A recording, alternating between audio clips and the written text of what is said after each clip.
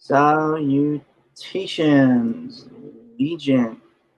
Salutations, ghouls and freaks. Welcome to Podcast Storm, where the Satan slashers, undead blood drinkers, and all around crooked beans convene, talk, and debate all things pop culture. With me, as always, is my co-host, the Mage of Madness, aka the Authenticator, Dalton L. Mortimer. Good evening, everybody. I swear he'll get that before we end this month somehow. Also, I really love the background music you went with this time. Thank you. So we are going to finish the 35 classic Halloween movies to watch for a scary evening in from townandcountrymag.com, written by Kate Robinson, Roxanne Adam Yount, and Meg Donahue. It's obviously published September 28th. I wanted to finish it because we got, I think, 10 in? 15. Or was it more than that? I think it was 15. Okay. Okay. 15. Yep. Okay. One sec. Yeah. Okay, hold on. There we go.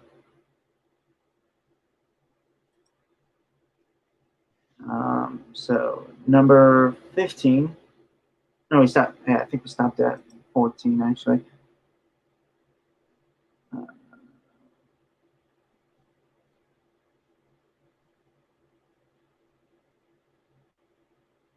Yeah, we stopped at 14. Then 15, Beetlejuice from 1988. 1988. I think we did cover Beetlejuice last time because I remember saying that the first 20 minutes of it were usually skippable, as much as I love the rest of the movie. Right. Okay, sorry. Okay,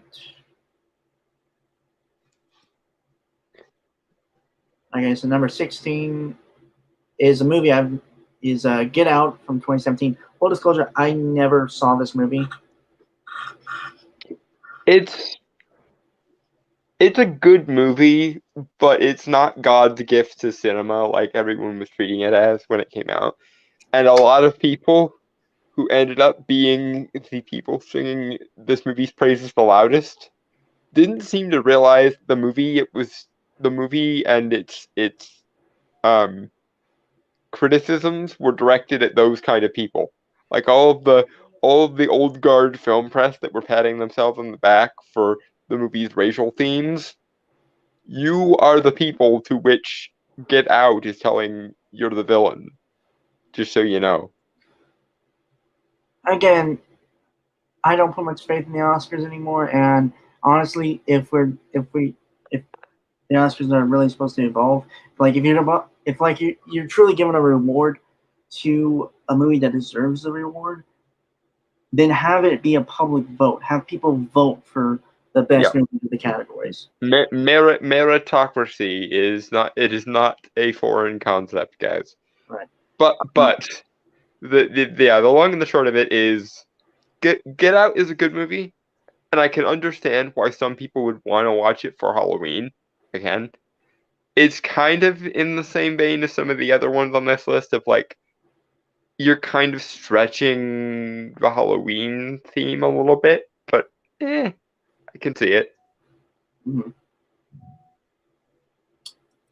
This newest movie quickly became a horror classic. The Jordan Peele written and directed feature follows a black photographer going home with his white girlfriend for the first time. Shrouded by casual racism, the dynamics get eerier and eerier as the film progresses. I've never again, seen it, so I can't really. Yeah, the people who sang the praises of Get Out are probably the kinds of people who Get Out was targeted against, guys. That's the irony of it. Mm-hmm. Number 17, Edward Scissorhands, 1990. Basically, any Tim Burton movie can be on this list. Fair If enough. if we're being entirely honest with ourselves, every Tim Burton movie is or at least should be on this list. But yes, I would agree. Edward Scissorhands is a good one, and I like basically whenever Tim Burton and Johnny Depp work together, I'm on board with it. So yeah, Another Tim Burton masterpiece, Edward Scissorhands traces the unlikely love story between a man with scissor blades for hands, Johnny Depp, and a suburban teenager, Winona Ryder. yeah. Number 18, Ghostbusters, 1984. Hells to the yes. Mm-hmm. Like this one contains no argument for me. Like, yeah, duh, Ghostbusters is awesome. For another family-friendly option, stream the Halloween comedy classic Ghostbusters. But be warned, you may not be able to get the jingle out of your head for days. Who wants to? Yeah, well, it's the Ghostbusters theme. If you genuinely don't like it, or at least can't see why it's likable and catchy in context, then I don't like you are a foreign entity to my understanding of humanity at that point. Like what? No. Although the really ironic thing is that the main like radio news broadcaster that was talking about the Ghostbusters in the Ghostbusters movie was Casey Kasem, who most people will, or at least most people post about 1970 will know as the original voice of Shaggy. So Shaggy and the Ghostbusters were in the same movie together. And that's awesome. Next. Number 19, Carrie from 1976. If you don't find Prom scary, you clearly haven't seen Carrie. The Stephen King novel adaptation has become a cult classic and remains one of the all-time creepiest teen movies ever. I've never seen this, nor or the reboot with the girl, the actress who played Hit Girl. I'm sorry, I can't remember her name. At the Yeah, I again, this is another one where I can kind of understand why it's here. Um, but it kind of stretches the Halloween theming just a little bit too much for my liking. That being said, I can't really register this movie as a horror movie because I find it too cathartic. Like maybe this is because I'm a sadistic bastard, but speaking as someone who very much went to an American high school, there were times in my high school experience where I wanted to go carry on some people's ass.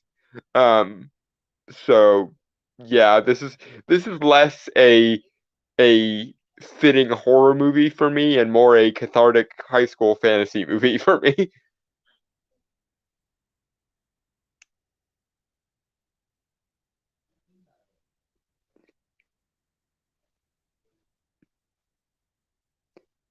Okay, so next, or do you have something else to say?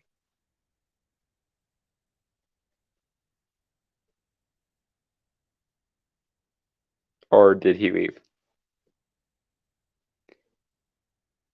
Damn. Other minor note about Carrie while we're waiting for him to come back. The song I Never Dreamed Someone Like You Could Love Someone Like Me really, really hits me hard every time I listen to it. So yeah, I can totally understand why she goes on a telekinetic rampage at the end. Because if I were in the middle of what should have been a high school love story and the whole pig's blood thing happened, yeah, no, you could all burn. That's fine. That's a reasonable thing to happen at that point. Like, nope, I'm teetering on the edge of hashtag Carrie did nothing wrong, but I think hashtag Carrie did nothing wrong in that movie.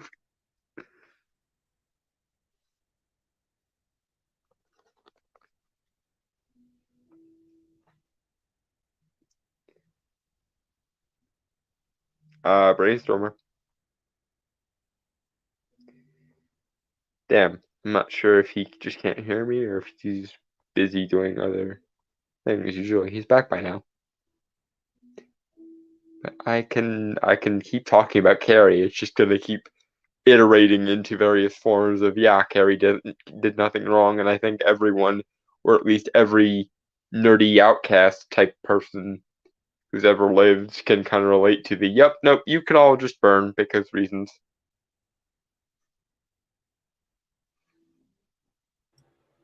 Because high school sucks, especially for people who get perpetually dumped on for no reason, or even for reasons that they find reasonable but aren't reasonable compared to everyone else. I have returned. Huzzah. Yeah, sorry, I was handling something off screen. Well, it just gave me a couple more minutes to talk about how basically Carrie did nothing wrong, and I find her entirely relatable in this movie. Number 20, The Exorcist from 1973. I've only seen clips of this and the parody from Scary Movie 2.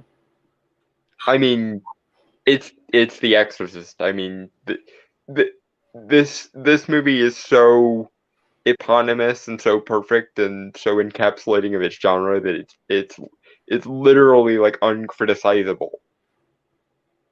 Like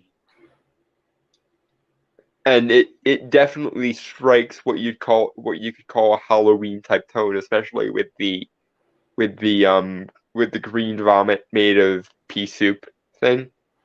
Like and the the sort of almost stop motiony effect of a lot of the practical effects in the movie. It yeah, it definitely has a Halloween type theme, and the actual theme of The Exorcist when he's first, coming in with basically a doctor's release and with the fedora on and everything. Um, that's awesome. So awesome, in fact, that I ended up using a clip from it, or at least a clip of the actual scene in my own channel intro. So yeah. You can't call yourself a scary movie buff unless you've seen The Exorcist. This horror movie follows the demonic possession of a young girl and her mother's attempts to save her through, you guessed it, exorcism. I mean, if I remember correctly, they go through a lot of different things. Yeah, there's actually a lot more to The Exorcist than just the straight up exorcism itself. And minor yay you get a cult points thing from me here. I am impressed that they went with Pazuzu instead of like a more commonplace demon, because Pazuzu is one of the few demons within like the Christian canon who was a demon from the get-go, i.e., even in ancient Sumeria, he was considered a demon. So it's not like they demonized a being that was once considered a god, which Christian demonology does all the fucking live long time. But they get points for that. Also, it's worth noting that the book The Exorcist movie is itself based on a alleged actual incident of a demonic possession, which might be why it's so steeped in accuracy to its mythos, because it's based on a thing that was itself based on a real thing. Even though the actual case is, I don't know, it's not the same as in the movie or the book, but it I think doing just a straight adaptation of the events that inspired The Exorcist as a movie would probably be more interesting.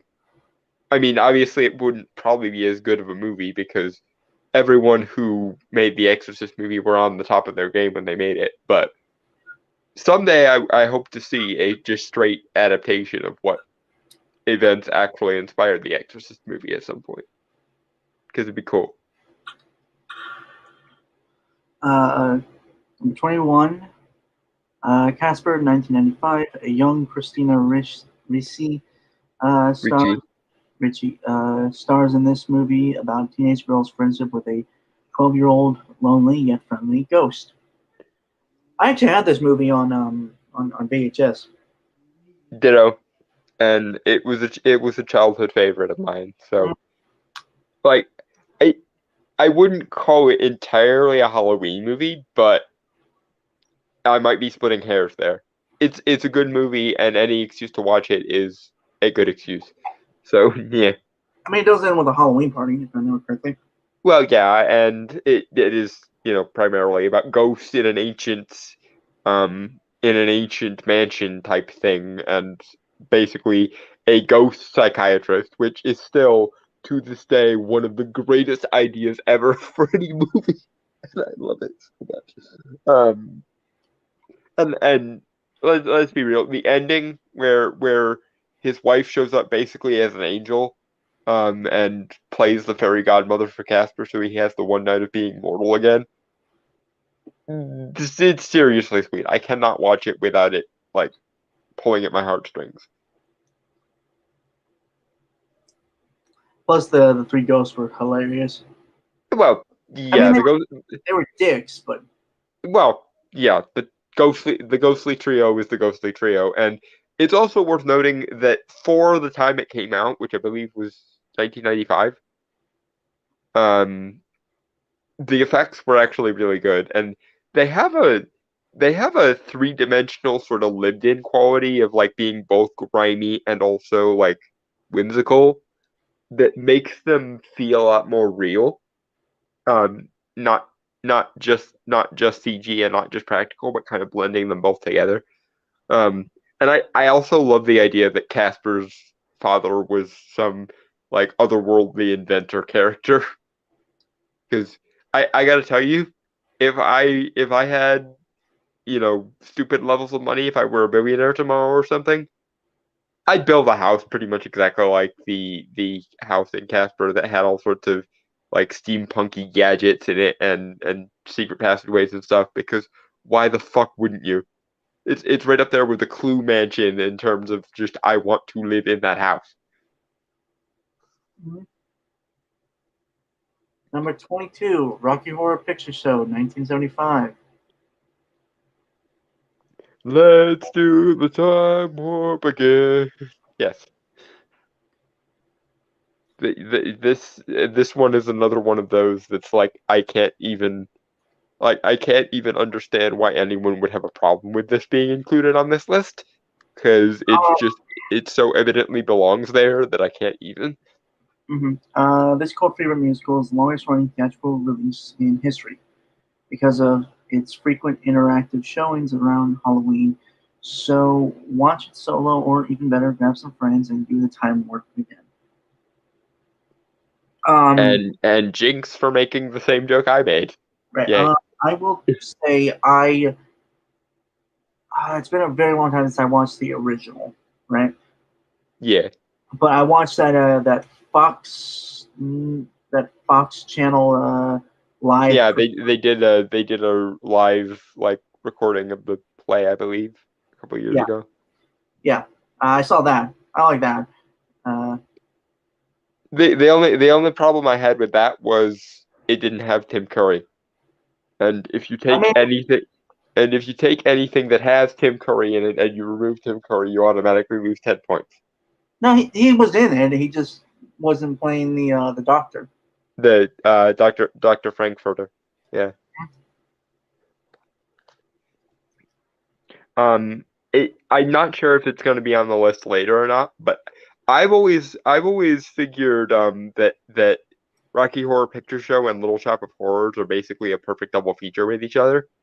And for some reason, I always figured that Little Shop of Horrors and Rocky Horror Picture Show were in the same universe. I don't know why. It just makes sense.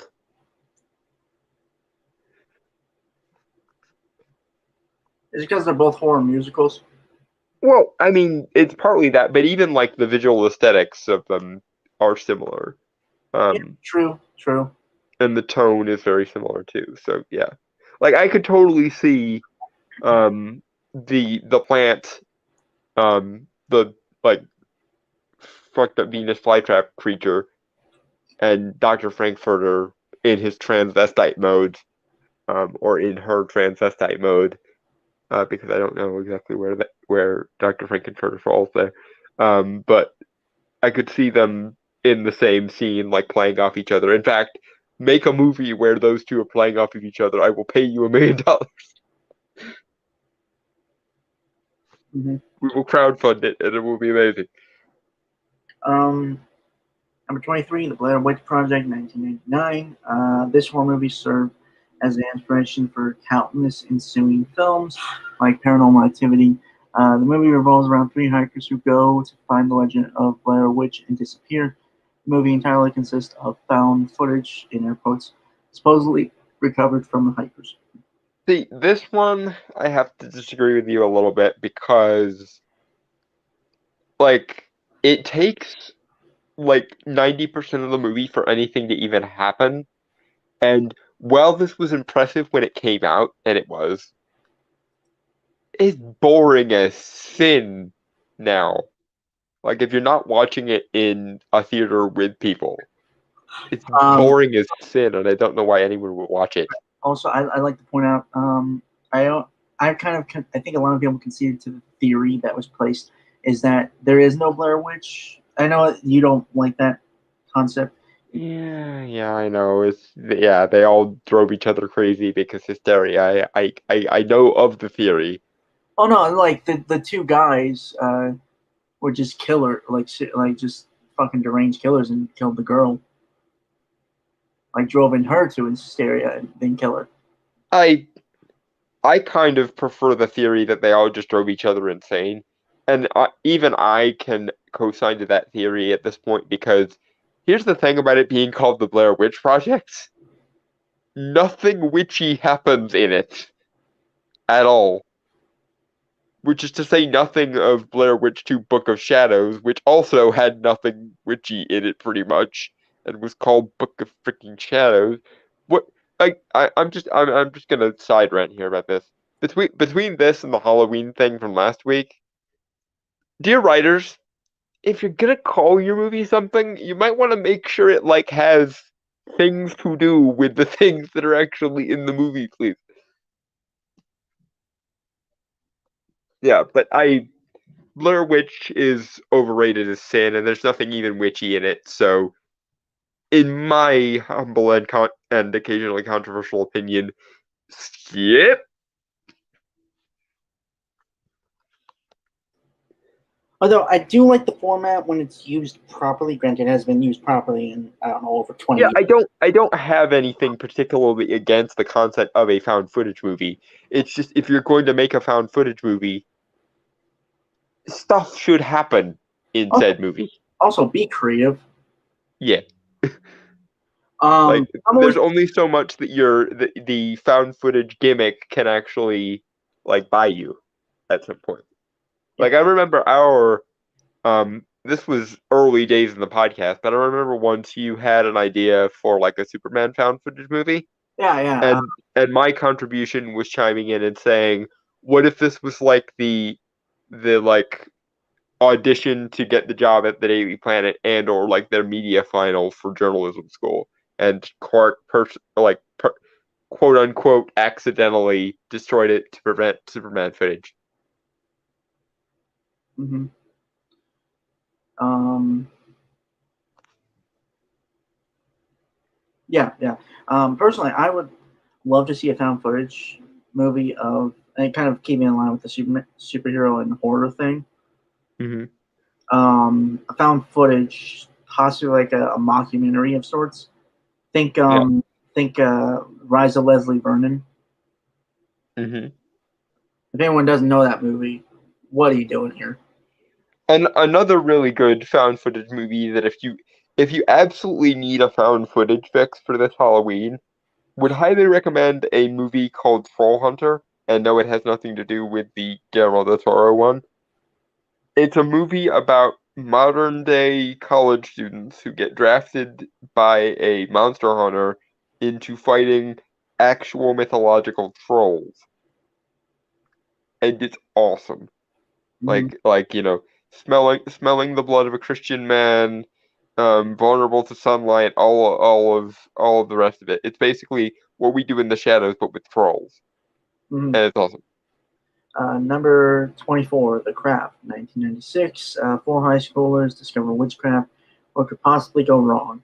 The campy thriller explores the violent effects of the supernatural on a Los Angeles high school. I, I'm sorry. It's just because I'm me. Um, the four high schoolers discover witchcraft. What could possibly go wrong? That genuinely got me because the answer, of course, is Everything. all the things. Yes, Yeah. that is the correct answer. That being said, I do like The Craft. It is a movie I watch regularly. It really pulls shit out of its ass. Um, Particularly with it regards to its like deeper mythology of this figure called Manon that they created for it. But apart from the bullshit mythology that they basically pulled out of their ass, um, it does a pretty solid job of showing basically a case study of what happens when you give vapid goth teenagers witchcraft that actually like works. Um, and I have known many people through my travels in my 15 years of studying this shit where yeah, high schoolers high schoolers dabble in shit they're not ready for and shit happens. Um, and yes, because I got started when I was like 10 or 11 studying this stuff, there was a time in my teenage years where I was that asshole. Like I would randomly just like stare across the room at somebody and think at them loudly enough, and sometimes it would make them like come over across the room and talk to me. And there are times where I'm convinced that um I actually ended up making two people that I liked that I had crushes on move away to a different school because my lust was too loud for them. Um, but that's neither here nor there. But yes, The Craft is a good movie. I wouldn't necessarily, again, associate it directly with Halloween, but if getting your witchy fix is part of your Halloween mojo, then you could do a lot worse than The Craft. Honestly, you could probably do better than The Craft as well. For example, and I sing the praises of this movie all the time because it's such a good movie. Roman Polanski's The Ninth Gate. If you like The Craft and you want sort of a supernatural fix for your Halloween gimmicks, highly recommend Roman Polanski's The Ninth Gate. It has Johnny Depp in it playing an antique book dealer, stroke collector, um, stroke investigator, stroke authenticator, yada yada yada, who's tasked with authenticating a book that is designed to raise the devil and basically teaches people how to properly do like a witchcraft pact with them. And it's a pulp murder mystery in the vein of like a noir movie. And again, it's Johnny Depp in a noir movie with highly supernatural elements, and Frank Langella is the villain.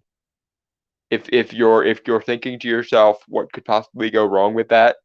Then you are correct because this movie is perfect and wonderful and basically my go-to comfort food. So you could do better than The Craft, but The Craft is also pretty good. Also, The Ninth Gate is awesome, and you should watch The Ninth Gate. Next.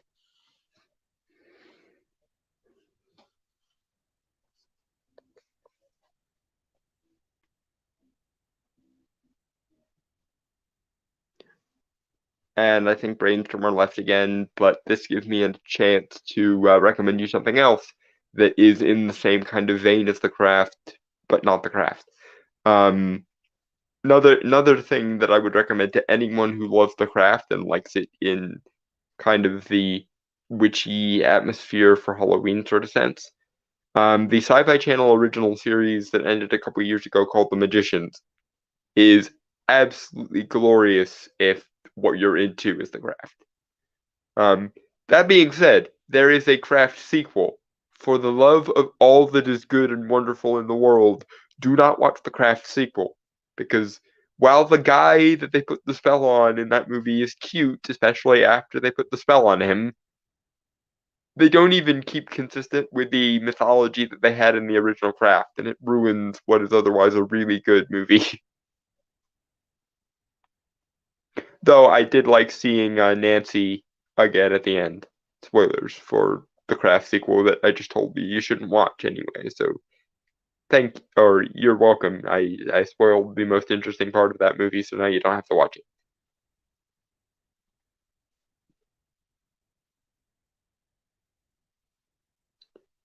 And we're waiting for Brainstormer again. And I'm gonna take this opportunity to grab my drink.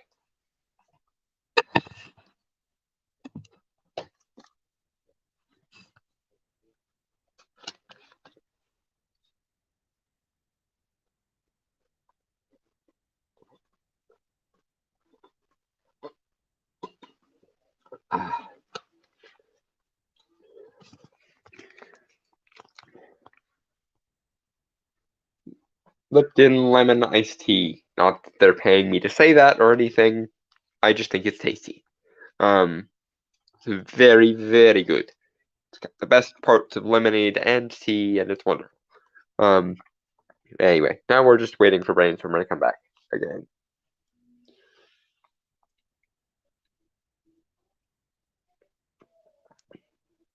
Maybe. I feel like I should sing to fill the dead air. Because we just finished talking about The Craft, there's only one song I should sing. It was... Okay, god damn it. I'm sorry. I real sorry. I had to help get groceries, and It's alright. now I have carrot cake. You lucky bastard. Thank you. Carrot cake is delicious. One of my favorites. I'm fully aware. Okay. Anyway. Yeah. Next. Number 25, Paranormal Activity, 2007. The first film in the hyper-successful Paranormal Activity franchise uses found footage, in air quotes, to follow a couple being haunted in their own home. If you like the movie, you're in luck. There are 6 films in the franchise. And on that note, then I can kind of see why this is here, because honestly, this spot probably should be for the entire Paranormal Activity franchise, because individually on their own, I wouldn't say that any of them is a Halloween must, but binge watching them at night, especially like getting a bunch of popcorn ready, or popcorn balls, probably in my case, because whenever I watch Halloween stuff, I always get a bunch of popcorn balls, because popcorn balls are delicious and they always make me think of Halloween. But if you wanted to binge watch and marathon all the Paranormal Activity movies, that kind of sounds like a good Halloween activity there. Wouldn't say that any of them individually has enough oomph to carry it through as a Halloween movie, but binging them, yeah, definitely. I like the parody, A Haunted House, like the duology. I saw that. I thought it was okay. It was pretty good as far as parody movies go. I'm just a hard sell when it comes to parody movies. Like, That's fair. parody movie has to be really good to rate my. I mean, to be fair, I there are only like a few scenes in each movie that I really like and laugh consistently at. Mm-hmm. And that's the biggest problem with especially like modern parody movies.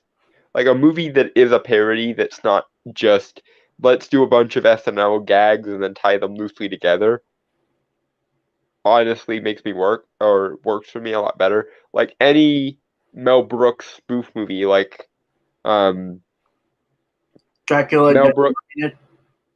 yeah, Dracula Dead and Loving It, or any of those kind of movies are much better parody movies in my opinion because modern day parody movies, whether it's the Freeburg and Seltzer ones, or whether it's the scary movie ones, or whether it's the haunted house ones, or whatever, they feel like somebody took a bunch of SNL skits and tied them together into one movie, and that's not what I go to for a parody movie for. Um, I want to see if I want to see a parody movie, it's because I want to see somebody who actually knows and loves a particular movie or a particular kind of movie and is willing to parody it.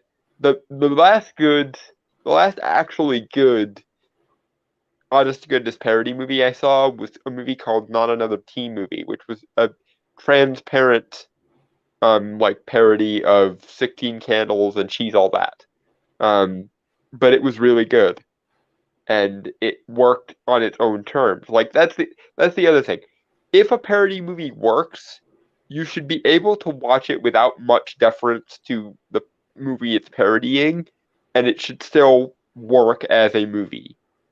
Another problem with the SNL style or Robot Chicken style parody movies that we've gotten recently is if you don't know what they're parodying or you don't go, ha, that's a reference to a thing that I already know about, it doesn't work as a movie on its own terms.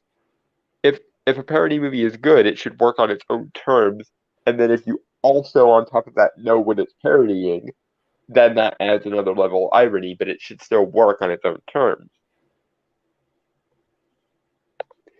But anyway, that's my 2 cents on it. Yeah, the long and the short of it is Paranormal Activity. If you want to marathon them as a Halloween activity, that I can see. I don't think any one of them individually is good enough to justify it as a Halloween movie, though. Mm-hmm. Next, Double Double Toil and Trouble from 1993. I've never heard of this movie.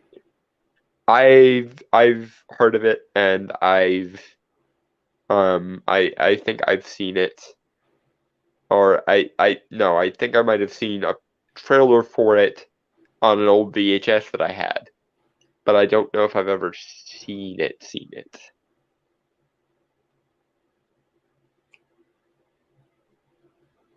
Bring on the nostalgia with this Mary, Kate, and Ashley classic. And in the movie, the girls try to use their twin power to free their aunt from an evil curse. Yeah, this was during the Mary Kate and Ashley were in freaking everything I don't know who those span are. of movies in like the late 90s and early 2000s. I don't know who that is. Oh dear, you are really young then. It I it's one of those I forget sometimes about the generation gap, but yeah, if you don't know who Mary Kate and Ashley were, or you don't know that at one point they were like the go-to that they were like the go-to actors to put in everything, then yeah, it's definitely a generation gap thing. Long and the short of it is, if you're familiar with the old sitcom Full House, Mary Kate and Ashley Olsen were a pair of twins who are most famous, probably apart from everything else they're famous for playing Michelle from Full House. And as they got older, and everyone realized the ironic and interesting potential of having two beautiful actresses who were also twins, there were a series of movies and especially direct-to-video movies that kind of played with the fact that they were twins and how that made them kind of special. Basically, they are for the previous generation what Dylan and Cole Sprouse were on Sweet Life of Zack and Cody back when that was a thing. So, for my generation, then. Yeah. And to be fair, I also loved Sweet Life of Zack and Cody, and I think all things considered, Dylan and Cole Sprouse probably got off better than Mary-Kate and Ashley did, because the problem was Mary-Kate and Ashley played uh so to the hilt with the sisterly bond and twin thing that they could never play anything else. And therefore, after the public at large got bored with their we're twins, isn't that so wacky stick, they basically disappeared into thin air. Some of them, they do sometimes still get work, and in fact, I think Mary-Kate Olsen played Kendra in the movie Beastly from a couple of years ago, and she was very, very good in that role. Also worth noting, Mary-Kate and Ashley Olsen are the older sisters of Elizabeth Olsen, who is most famous, of course, for playing Scarlet Witch. Huh. Yeah. In fact, Elizabeth Olsen has given several interviews of in the vein of it was next to impossible to get any attention as a kid because the twins were always hogging up the spotlight, which I can totally buy, and it might explain why she is actually more down to earth than either of her sisters ever seemed to be. Because basically, imagine if Sharpay from High School Musical were like if there were two of them, and then you have Mary-Kate and Ashley Olsen. Wow. That they're basically the stereotypical like mean girl, ditzy blonde cheerleader type, but there's two of them, and it kind of makes them more insufferable, but can also sometimes make them more entertaining. Anyway, that's my only point of reference for Double Trouble there. Right. I've never actually watched it. Moving on. Yeah.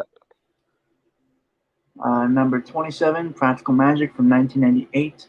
I have vague recollection of this. Like I saw it like on ABC Family years ago, back before. Yeah, it's one of those they always recycle for 13 Nights of Halloween or whatever. I like it. It's very much a mom movie. It never fully clicked for me, and that's a little bit weird because as you know, as everyone knows, the gay guy here, I usually like overly sappy chick flicks. Like I love 27 Dresses. I love How Stella Got Her Groove Back. I love um like Eat, Pray, Love. You Got Mail. Basically all the Meg Ryan movies. I like these kind of movies, but for some reason, even though it's apparently based on a book series that a lot of people have told me I would like, they turned Practical Magic into basically one of those like mom style movies, and despite the fact that I really like the two main characters in it, and I really like their aunts as well, for some reason that movie just does not sit well with me, and I don't know if it's because they pull a lot of stuff out of their ass and play with the magic just works because reasons thing that a lot of bad stories do, or if it's just it doesn't really work to have witch stuff and like mom movie stuff happening in the same movie. But for some reason this just has never clicked for me. If you put a gun to my head, I would have to say my favorite character in this is Sally, played by Sandra Bullock, because she strikes me as the kind of person that I would be in this situation. But yeah, this movie just doesn't work. I don't know why. It's charming, but I have to be in a very particular mood to suffer through it.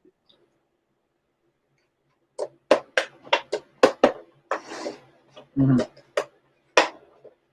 What happened? What was the popping noise? I'm just putting up my carrot cake for now. Okay. Tupperware. Yeah. That must have been what the noise was. Okay. If you want a Halloween rom-com, Practical Magic is the way to go.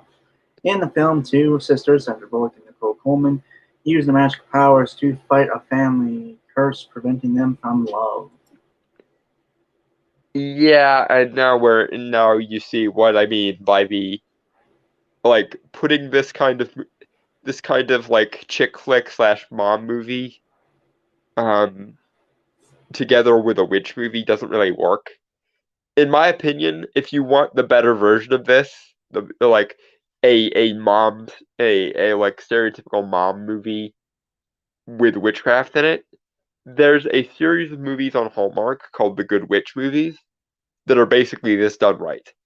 Um, if you want my recommendation, skip Practical Magic as much as I enjoy Gillian Anderson and Sandra Bullock. Skip Practical Magic and watch the Good Witch movies from Hallmark instead. You'll have a much better and much more witch focused time. Yay.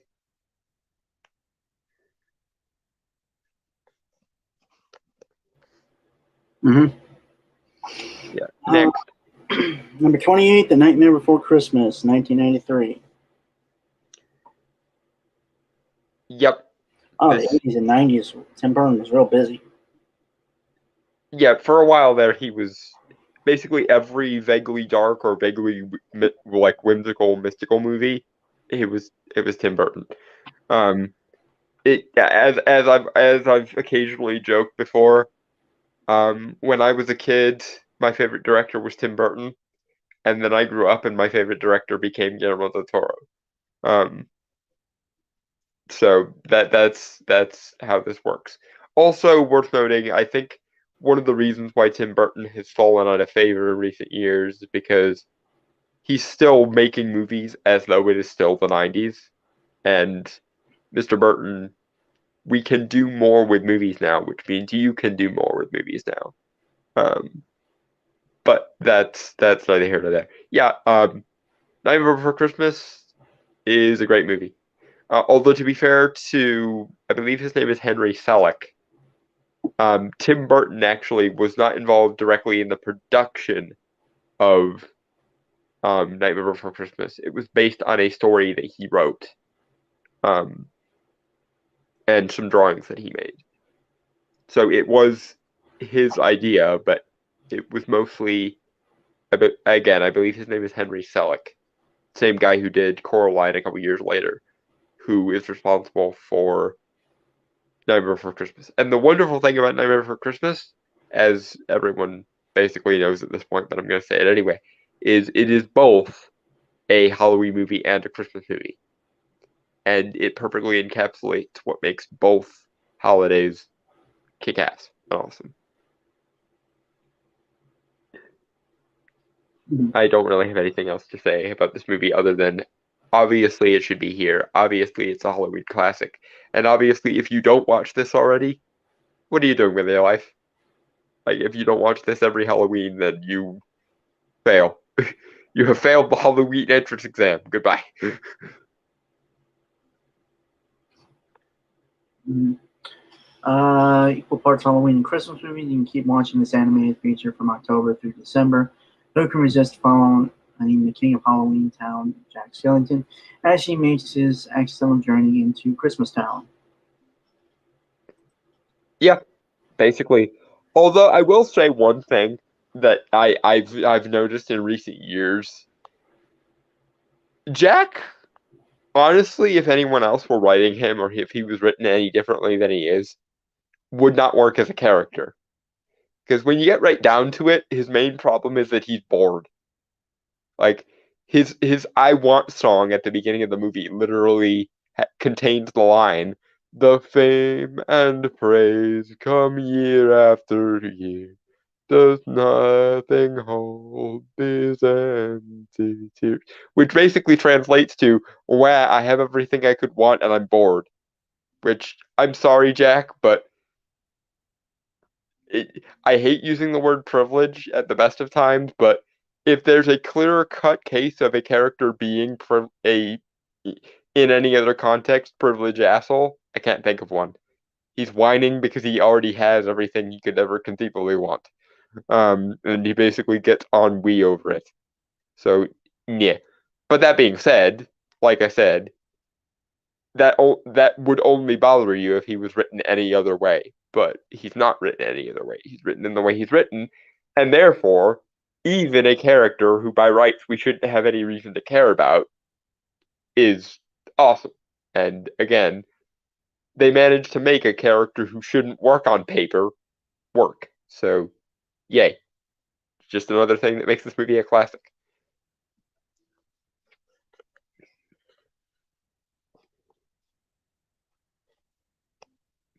Next, he probably left to put away the carrot cake. Oh, I already did that. Sorry, I didn't want to make any noise, so I muted myself. I started talking. And then you forgot you were muted. Yeah. Okay. Number 29, The Witches of East End, 1987. This charming dark comedy stars Cher, Susan Sarandon, and Michelle Pfeiffer as three witches whose wishes. You sure it's not the Witches of Eastwick? Because you said Witches of East End. Oh, damn it! I am sorry, Mike. Like I can't even see the screen. But as soon as you said Cher, I'm like, that is not the Witches of East End. That is the Witches of Eastwick, which is a much better movie. But yeah. I might have been thinking of something different. Anyway, yeah, The Witches of Eastwick, released 1987.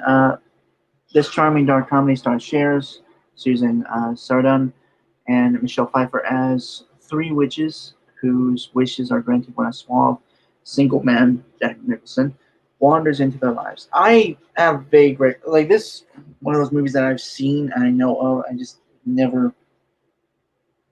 Yeah, it's another one of those movies that I think was more ambitious than its tone allowed it to be. Which is why it doesn't quite hit the mark. But I think this movie is what Practical Magic tried to be, if that makes any sense. And I like the three main characters play off of each other excellently, and Jack Nicholson playing either the devil or a fey imp creature, because we don't really know what he is, but the ending suggests that he might be some sort of fey. And the rambling speech he gives in the church about how God makes mistakes suggests that he might be the devil. But in either case, whether he's playing a fey imp creature or whether he's playing the devil, he does really, really well in that role. So much so that I kind of wish that instead of Al Pacino in the movie Devil's Advocate, it had been Jack Nicholson.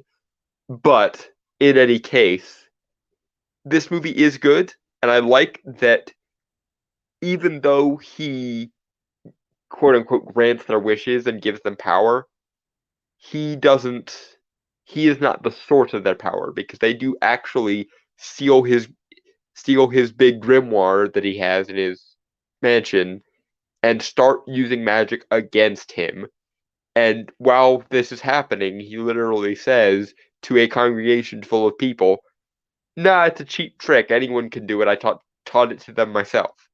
Which does prove that devil or no devil, magic does not come from the devil in this case. It's just he happened to essentially what it seems like is they already had a certain level of like natural talent and he came to feed on it, is what it seems like in retrospect. But that's neither here nor there. I do like this movie and it's really well done. Not sure it's a Halloween movie. It's a little bit too sitcom-y and lighthearted to be a Halloween movie, but if you're looking for three suburbanite witches who are basically your stereotypical like soccer moms and suburbanites, and Jack Nicholson playing a kick-ass version of the devil, you'll like this movie. It's good. Next. Right. Okay. All right. Number 30, Death Becomes Her from 1992. I remember some scenes of this that This is one of those that I wish I'd seen, but I've never seen. Like I know of it, but I've never sat down and actually watched it. Another star-studded dark comedy, Death Becomes Her, follows two women, Meryl Streep and Goldie Hawn, who take a potion that promises eternal youth. As these things go, however, they allege that it has unintended consequences. Yeah. Always read the fine print of the spell work, ladies and gentlemen. Bruce Willis is also in it too, if I remember correctly. Well, honestly, you had me at Meryl Streep. Basically, anything Meryl Streep is in, I will watch. She's good in everything. But and again, gay, so I get to be flamboyant and campy sometimes. God damn it.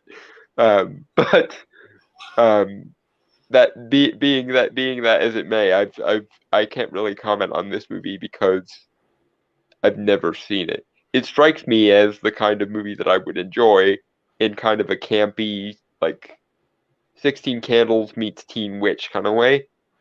But I'm not sure if it quite is Halloweenish. But then again, I don't know. It might be. Who knows? Next. Number 31, Sleepy Hollow, 1999. Yet another Tim Burton Halloween appropriate feature. This period gothic drama tells the story of a police constable, played by Johnny Depp, sent to investigate the Headless Horseman murders in the small town Sleepy Hollow. Again, basically every Tim Burton movie can be a Halloween movie. Even to a certain extent, his two Batman movies wouldn't feel entirely out of place if you chose to watch them as like a Halloween superhero movie. But being that as it may, I enjoy this movie. I am. It is a little bit confusing, and I don't know if the concept really works because they turned Ichabod Crane from a school teacher, like he is in the original Washington Irving, or actually he's a schoolmaster. Pardon. In the original Washington Irving story and in the Disney cartoon that most people have probably seen at this point, from a police constable who's also a proto-scientist, which is just weird, especially because in the movie he's also the son of a witch, which there's too many different retcons of Ichabod Crane for me to fully be on board with this movie, but it does contain probably my favorite exchange between a skeptic and the supernatural believing types I've ever seen in any movie ever, which is Ichabod Crane comes up with all these highfalutin scientific explanations as to how the Headless Horseman is just a guy in a suit or making fun of people or something, something, something, you mistook something or whatever.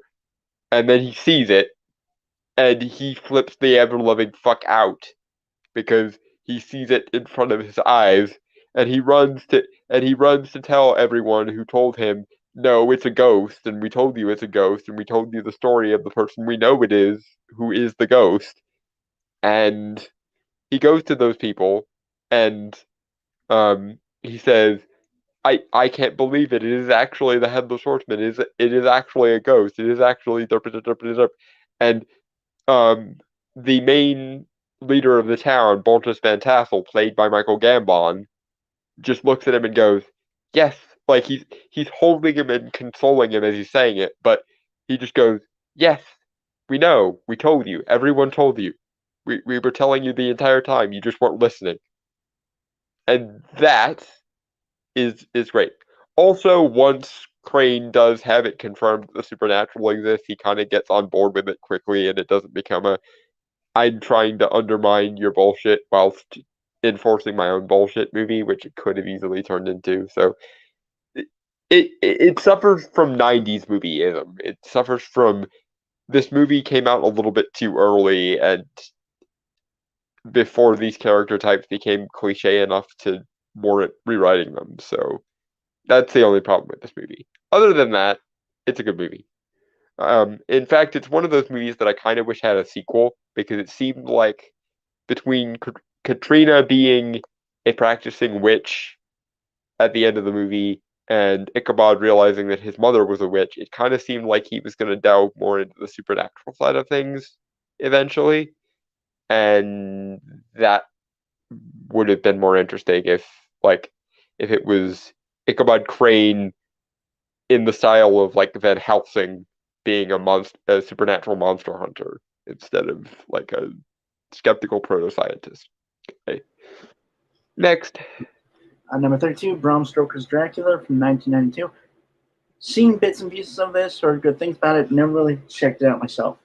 Yeah, I consider this probably the definitive version of Dracula insofar as it actually pretty closely follows the book and also makes the obvious connection that everyone has made at this point, which is since Dracula was actually a historical figure in Romania, then obviously this Count Dracula is also that historical figure. So they combine Vlad Dracula Tepesh and Bram Stoker's Dracula, which makes perfect sense. And I think was kind of what Bram Stoker was going for to begin with, because he literally did research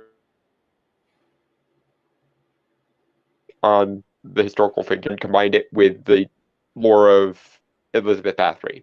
That's why Count Dracula is a count, because if we were going off of just Vlad Dracula Tepesh, he would have been a king or a prince, because Vlad Dracula was the king of what is now Romania. But because Elizabeth Bathory was a countess, I think Bram Stoker just went, Count Dracula sounds better than Prince Dracula for some reason. So, yeah. The Francis Ford Coppola directed Gothic horror film puts an artistic spin on an age-old classic. This iteration takes place in late 19th century London as Dracula ruthlessly pursues a woman who looks like his late wife. Yes, it's the book. It's basically the book with more emphasis on the historical basis of the book. Mm-hmm. It's what makes it awesome. Moving on. Yeah. Number 33, The Silence of the Lambs, 1991. This freaky horror movie tells the story of a young FBI agent trying to track down a deeply disturbed serial killer. Fair warning, this movie is not for the faint of heart. I don't really think this counts. It's a horror. I won't lie. It has horror elements, but it's not like a horror movie, nor is it like a Halloween movie. Yeah, and as far as this movie isn't for the faint of heart thing, we must have watched different movies, because full disclosure, this was my first R-rated movie. Because I was watching AMC when I was like 13, and my mom was on the couch doing whatever, and a trailer for Silence of the Lambs came on, because it was going to be the next movie in the lineup. And my mom recommended it to me on the basis that she thought I would find the character of Dr. Lecter relatable in his like deductive ability and his ability to like mastermind and manipulate people. And she was right, probably more right than I think she wishes she was. But that's neither here nor there.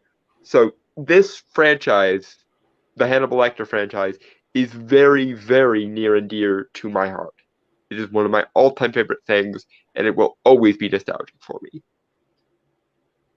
That being said, as far as horror movies go, it's about as tame as you can imagine. Like it's really, really more of a psychological thriller than it is a straight up horror movie. Like there's hardly any gore in it. There's not even a particular amount of swearing. Like I think cunt makes an appearance one time, and there's kind of a gross scene where a crazy guy ends up flicking his cum onto a woman to creep her out. But apart from that, the only thing that's vaguely creepy is Buffalo Bill and his unstable personality bullshit. Which, by the way, for any like social justicely inclined motherfuckers out there, Buffalo Bill is stated in the movie to not be transgender. It is said in the movie that he is not transgender, so it's not a vilification of transgenderism. They specifically specify that Buffalo Bill is not transgender in the movie. But that's neither here nor there. the movie is fairly tame, all things considered. As creepy as Dr. Lecter is, he's probably one of the few like fictional serial killers that you would actually not mind being in a room with, because he has all these rules and all this code about rudeness. So if you don't want to be eaten by Dr. Lecter, just don't be rude. It's really not that hard. And well, don't be rude and don't get in his way, because sometimes he has to kill because he wants to be free, as we would all. And unfortunately, some ignorant people, Dr. Chilton in particular, get in the shit get in his way. And even then, the main guard for Dr. Lecter in, I think, all cinematic iterations of the character at this point, because he was in, I think he was the guy who played Barney was even in the bad prequel movie, which is Manhunter. Um, but even then, he and Barney, not only did he let Barney live, but he considered Barney one of his like best friends and closest confidants. It's basically Barney and Clarice that he bonds with. So yeah, you can survive Dr. Lecter. Just don't be a prick, and treat him like the refined gentleman that he is, instead of hyper focusing on the cannibal every 2 minutes. You do realize that someone can have a vice and still be a worthwhile human being, right? Never mind. This is a completely separate issue.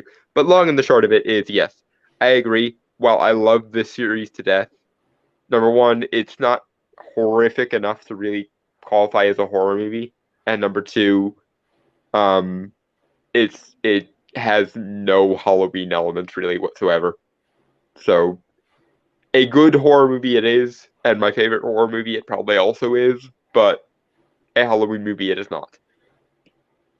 Next.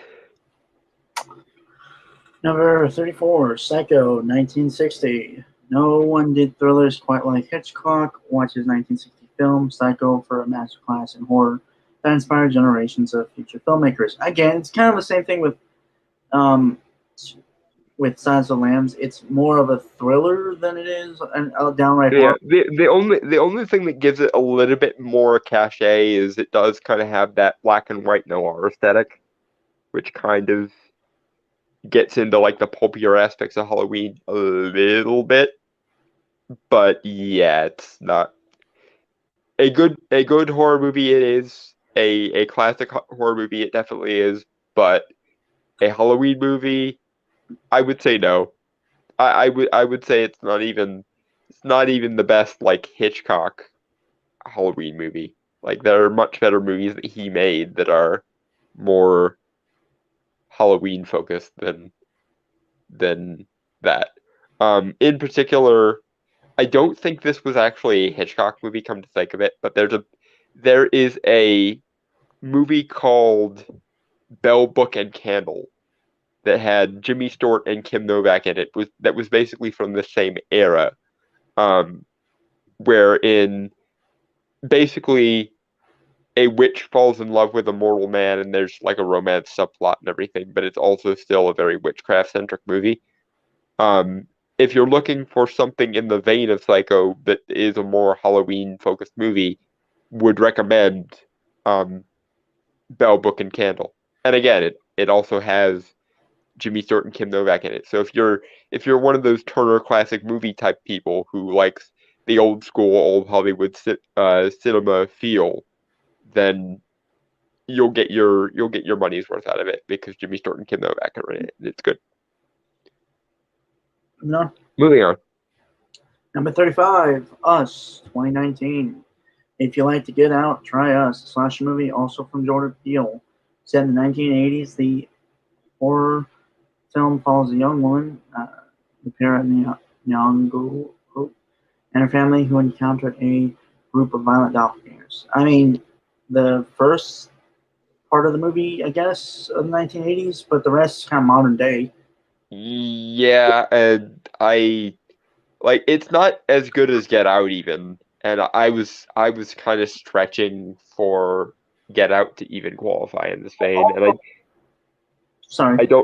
I don't think that Us is quite as pulpy as Get Out is, and therefore doesn't quite fit the same feel as the same Halloween feel as even Get Out might. So yeah, no, sorry, this one's no.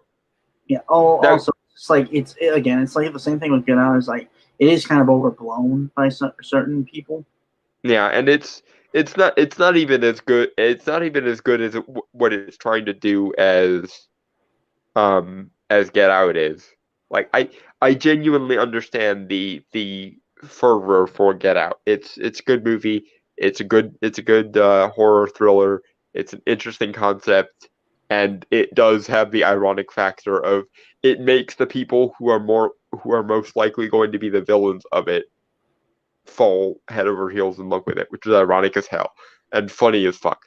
Um, but Us just doesn't have that same it doesn't have the same liveliness as Get Out does. So even if we are allowing for Get Out to be on this list, I'd say you wasted a slot with Us. Sorry. Next, or was that the end? It was 35. Okay, so that's that list unadjusted. All right. I'm amazed that Trick or Treat wasn't on that list. I mean, I know I'm biased because that's my favorite Halloween movie, but still, like, you want to talk a movie that drips Halloween like out of every orifice? Trick or Treat.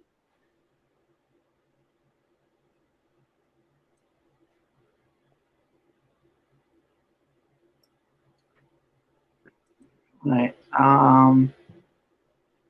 Hmm.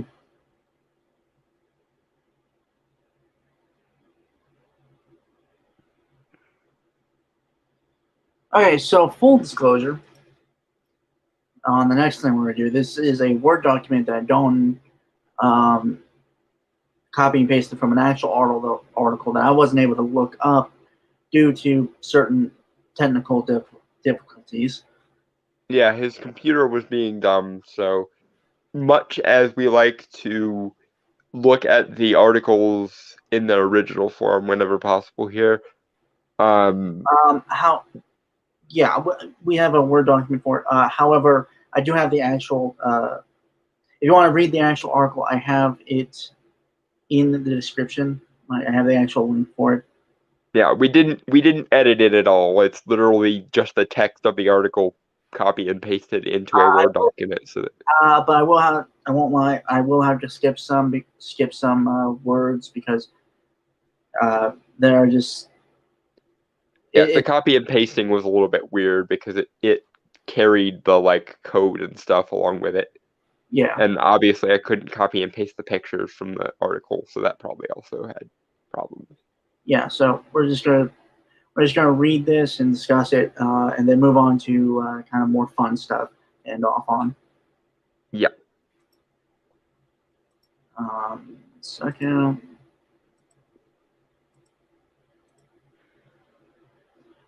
So this is why Christians should not celebrate Halloween.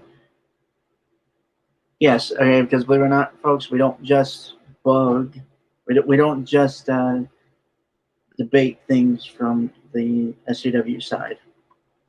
Yeah, We're no, we're full stop against all moral authoritarians. So when the pearl clutching traditionalists say bullshit, then they're getting it with both barrels, just in the same way as the social justice deconstructionalist types, the Frankfurt School did nothing wrong types. well, also I think we're just against plain stupidity. Yeah, because I mean, again, there comes a point where you just have to get over yourself. Your morality or your preferred ideology is not the most sacred thing in the universe. And if your lifestyle gets in the way of people's ability to act like human beings and have fucking fun every once in a goddamn while, then you can fuck off. Full stop. I And go ahead. I was gonna say I won't lie. I did some brief skimming of this, and oh my God, is it stupid. Yep, this is one of those shooting fish in a barrel sort of situations. That Also, we mostly just do it for fun because it's right. like Also, shooting fish in a barrel. But right. Also, full disclosure, I've said it many times, but I am a Christian myself, so I'm offering my 2 cents to this. Granted, I'm not a fanatical as this seems to be. because otherwise, I think you would have tried to burn me like 1,000 times, or you'd be one of those annoying, like every conversation we have, you'd be trying to convert me to Jesus, type people, which they do exist still, and it annoys the fuck out of me. Who the fuck wants to be friends with that? You know? You would be amazed how many friends I have lost over the years just because I couldn't be myself. Like, not that I bring it up every single time or in every single context, but the fact that I've spent 15 years of my life studying magic and the occult is a key part of my identity as a human being. And not to toot my own horn here, but quite a lot of my friends have found my knowledge of this particular weird subculture to be useful from time to time. Ahem. So, like, it's not like I've never been, this has never been useful to my friend, or I've never, made myself available to my friends. Hell, I basically told Brainstormer, I think even in the previous live stream we did, that if it came down to it and he found himself in a horror movie, he basically has me on speed dial. Actually, that reminds me. I need to pay. I need to get a card for my phone. But yeah, There are people who just, for whatever reason, are convinced that their way to be a good person is the only available way to be a good person, and that anyone who isn't their way is either endangering themselves and others by not being that way, or is straight up evil. Generally speaking, and I will say this, it's more the first one than the second one. It's usually the more passive aggressive. I'm only trying to convert you for your own good because I don't want to see you go to hell people. Those are more common than the just straight up, I want to burn a witch people in this day and age, at least. But both of those people still do exist. Yeah. Round 4? Yep. Okay. Why Christians should not celebrate Halloween. Halloween is a devil's holiday, not a Christian observance. Published October 25th, 2019. Written by, I assume, Neela Islet? I think so. But in any case, Miss Islid, and this is going to be one of the recurring bits, I have a feeling, but the traditions that became the modern day tradition of Halloween predate Christianity by a good number of years, and they even predate Judaism by a good number of years. It's not that it's a devil's holiday, it's that they don't give a fuck about your devil or your god. They just are outside of your jurisdiction entirely. I've often kind of passive aggressively made the joke, I have more interesting things to do with my spiritual life than worry about a god with a god complex and an archangel with daddy issues. And this is pretty much that. Polytheism is not devil worship. It's just things that are outside both. Pretty much. Sorry, I wanted to stop it before. I felt like you were going to go into a tangent if I didn't stop you. Fair play. Next. Yeah. Founder of the Church of Satan said that by dressing up, either by wearing a costume or coloring oneself for Halloween, is tantamount to worshiping the devil. Okay, few things I have to say as a Christian, right? Mm-hmm. And I feel like you have something to say as like an occultist. Yep. One, does anyone take a Satanist seriously in this day and age, right? No. No, they don't. But to be fair, who takes a Christian or Catholic seriously these days? Anyway, I mean, and to be fair, there are plenty of Catholics and Christians and basically every denomination of Christian you can imagine, pretty much, that just don't give a fuck.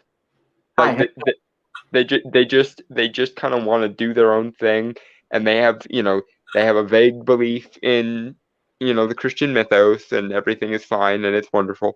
And I've met a lot of people, especially online, who, despite being fairly devout Christians, even like I think Maranya is a fairly devout Catholic, actually. Who, by the way, for those that don't know, Maranya Valkonen is a friend of the channel, and she's usually in the comments of every stream that my buddy Anglantine ever does. But she's a fairly devout Christian, and we have had long conversations about my beliefs and my occult knowledge, because it comes up quite frequently because I also enjoy fictional characters who are very founded in mysticism and the occult, and she knows that. But also because, generally speaking, whenever I meet someone who is an intellectually honest Christian, let's put it that way, usually when they hear that I'm into all this weird stuff, which it's weird. I'm not gonna lie and say it isn't weird. Um, they mostly just have questions, and a lot of them will just kind of sit there and ask questions and listen to me wax lyrical about them for a long time. Um, and sometimes, if they are writers or people who are just interested in various things for various different reasons, they'll even come to me for advice and stuff, which, again, I have. um, but I yeah, but being that as it may, yes, most Christians are not this kind of Christian. They're not the anything outside of my religion is therefore demonic because reasons people. They're just, I have these vague beliefs, and a lot of times, not gonna lie, it usually is because, you know, I grew up this way, or I grew up going to church, so I just kind of have a passive faith in it, and that's fine. That's your prerogative, and I don't begrudge anyone for any of their beliefs unless their beliefs require them to do and say and think things that I find to be demonstrably and logically defiantly stupid. Because believing in one particular religion over another is basically kind of like preferring one cell phone provider over another. It's um sort of a very like personal and cosmetic choice, and doesn't violate any logical absolutes. It's when you say stupid shit as a result of that choice that's like, oh, if you don't believe the thing I believe, then you must be evil or wrong or stupid. Then I start to get angry. Next. also, you know what? I'm gonna be a petty asshole right now. Thank you for interrupting me while I was in the middle of listing my points. Sorry. That's fine. Right. Okay. So first one, obviously, like who the fuck listens to a Satanist these days? Two, the literal traditions of Samhain, which a lot of traditions of Halloween are based off of, literally have the costumes as a way of defense, quote unquote defense, at least, for regular people against like fae and spirits and other things, quote unquote demons, if you want to say. Mm-hmm. And like, again, offering candy or tribute. Yeah. Basically, here's a nice thing to distract you. Now please fuck off and don't smite me. Is the long and the short of it. Right. Thank you. But okay, one, this guy says the founder of the Church of Satan, right? A Satanist, I think. Yeah. The dude, okay, and I'm sure that guy, for one thing, guys like that make these kind of stupid religions, right? Mm-hmm.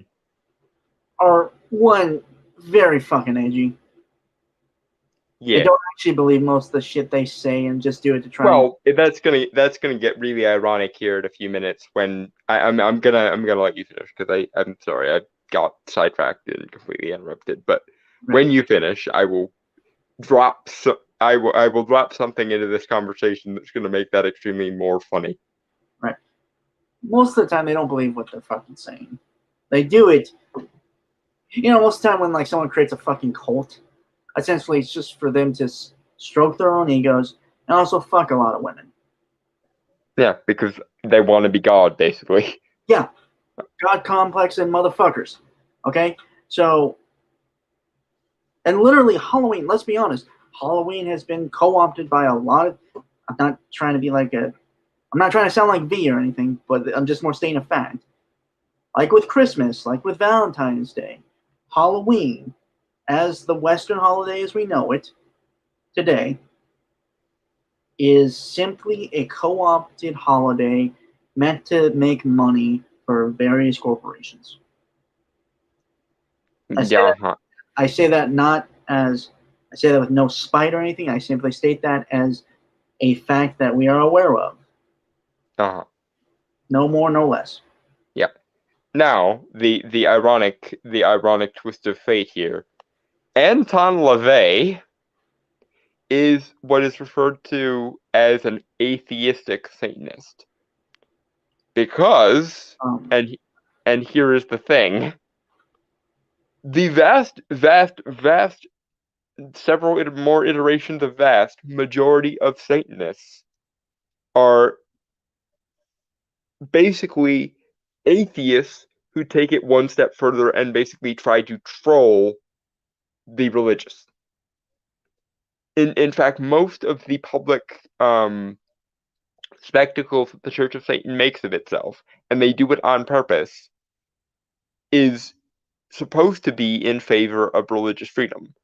Like when a church puts a Ten Commandment statue on a court, or yeah, when a church finances a statue of the Ten Commandments on the steps of a courthouse or something, they'll put something up like a Baphomet statue or something to show how hypocritical it is, because basically the logic is you Christians think it's so wonderful when your religious symbols get stuck everywhere for no good reason, but if it were literally any other religious symbol ever, you would flip shit. Which is a very edgy way of going about it, but is at least a little bit true. The point being, the vast majority of Satanists do not actually believe in the devil as a physical being or as a metaphysical being. They see the devil as a natural extension of the Jungian archetype of the Promethean rebel, and they view the devil as like a model of what a good free person should be, but they do not and never have believed the devil is an actual being. Yes, there are theistic Satanists, otherwise known as or actually I guess it's more of a subtype of people who are occultists who are what we refer to as being on the left-hand path, which basically means a magical practitioner who doesn't really give a fuck about like higher moral standards and mostly just wants practical betterment in their own personal lives, and therefore doesn't really fear darkness and chaos because they consider darkness and chaos to be a natural aspect of life. And usually most of them try to strike some kind of balance between order and light and darkness and chaos. That being the case, I point that out just to kind of flash my occultism credentials there. Most Satanists are of the atheistic, we're doing this to troll Christianity and make fun of Christianity variety. They don't believe in the devil. They don't believe in like the metaphysical power of their rituals. They do it just to troll Catholics mostly. In fact, most atheistic Satanists don't even believe in magic. Some do, because there's like chaos magic and parapsychology and all sorts of things that sort of secularize magic in terms for them. But the point being, Anton LaVey especially is like the go-to example for a atheist who just decided to troll you and make fun of you. He is not a magical practitioner. He is not a medieval style witch. He's just an atheist who uses the iconography of devils and demons to make fun of your ass. So he's not even a like capital S Satanist in the way that you're thinking. Next. Anton LaVey, the founder of the Church of Satan, himself declared that by dressing up, either by wearing a costume or by covering yourself in celebration of Halloween, signifies that you allow Satan to you. He further said that when you adopt the pagan practices, you subconsciously dedicate yourself to the devil. You take joy in Christians who take part in the tradition, saying, I am glad that Christian parents let their children worship the devil at least one night out of the year, open to Halloween. Yes, he's trolling you because he knows that by saying this, he'll get a bunch of moralistic pricks going, well, I guess we can't celebrate Halloween now. Because he knows well enough to know that there's a difference between pre-Christian pagan polytheism and devil worship. Again, it's the difference between gods that just aren't in your canon versus gods that actively oppose you. They're two different things. Like the snarky comment I made earlier. I have more important things to do with my spiritual life than worry about a god with a god complex and an archangel with daddy issues. Because that's basically all the Christian mythos amounts to, is the God of the Bible, for some reason, has a bug up its ass about letting its people worship anyone else, and an archangel, a fallen archangel with daddy issues wanting to break all of daddy's toys. Okay, so I don't disagree with the latter. I feel like there's some room for debate in the former. Well, I mean, it depends on your strain of Christianity, but in like the very, very fundamentalist, very, very orthodoxy heavy versions of totally. Christianity, the god that they allege to worship is a petty prick who, I mean, even in the Bible it says, in the part where it's listing off the Ten Commandments, in addition to the "Thou shalt have no other gods before me," it's explained later as for your God is a jealous God, and it's basically, and I'm paraphrasing, but I get annoyed and angry whenever I see you worship anyone else, so don't. That's basically the long and the short of it. Which strikes me as a very, very like bitter ex-girlfriend move on God's part there. Like, I don't want to see you with anyone else, so just never be with anyone else where I can see you, Derp. It's actually really kind of sad when you get down to it. Anyway, moving on.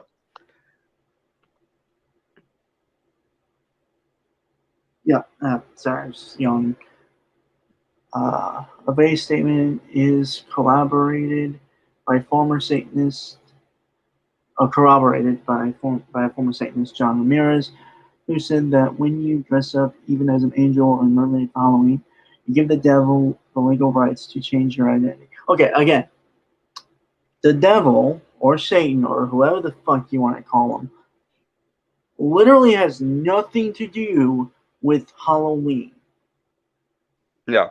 If we're going back to the Celtic roots of Halloween, they didn't even believe in an underworld as the Christians would have it. Their view of the spiritual plane was more horizontal in nature, i.e., there was the mundane world, and then there was what was called the other world with a capital O, which was the realm of, yes, occasionally the dead, but also gods and land wights or landvetter, and what we would now refer to as fae. or nature spirits, or minor deities and lesser gods and shit. They didn't really acknowledge a hell type place, and even the Christian conception of hell takes and borrows a lot from the Greek conception of Tartarus. So yeah, if we're going based on the history of Halloween, then not only do the polytheistic gods of the Celts not really give a fuck about your, God and his edgy son having a slap fight, basically, but they're not even in the same graph. One is horizontally based, one is vertically based. They like other things aside from your shit exist. Deal with it, or just chalk it up to they were all stupid and they were all making shit up. And in any case, why would you fear that then?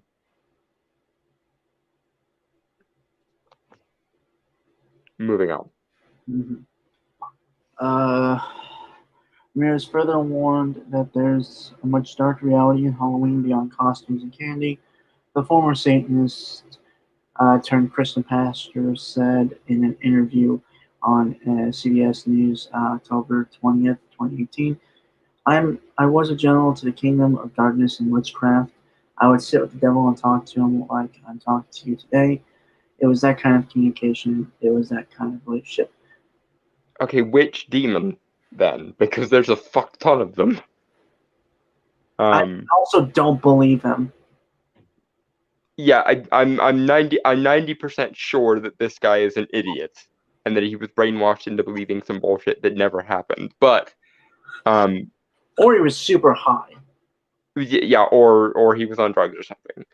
But number one, you've conflated two things that are not the same in this article by comparing Anton LaVey's brand of Satanism, which is the atheistic, Jungian, we're all just trolling Christians to have fun kind, and the actual, again, what we in the industry refer to as the left-hand path, which does sometimes involve working with demons, mostly because a lot of people on the left-hand path, and I'm not, by the way, I'm in the middle. I'm neither right-hand path nor left-hand path. I'm just kind of doing my own thing, and any beings that I feel a kinship with along the way, good for them and good for me, kind of thing.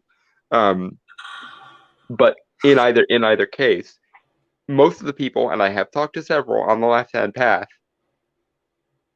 work with demons because basically the logic is most beings that are classified as demons aren't even demons. They're gods of death and destruction and like the underworld that got relabeled as demons because Christians can't handle moral complexity. And they need to morally dualize everything, where everything is either 100% good all the time or 100% bad all the time.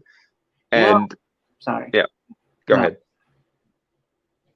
It's that kind of extremism that led to a lot of suffering throughout the early AD.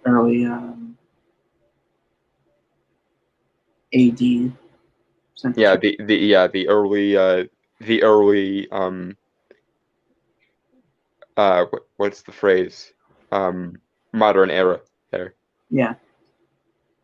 But in either case, time. The justification is either most demons are just erroneously called demons and were actually at one point gods and lesser spirits who just got basically propagandized into demons, or even some demons that will admit to being like fallen angels and shit. The logic is sort of like, we made one mistake one time and now we have to deal with it for the entire rest of time, which strikes me as a pretty decent argument, to be fair. Like, imagine making one mistake when you're like a couple days old and then all of a sudden your entire rest of your existence is defined by that.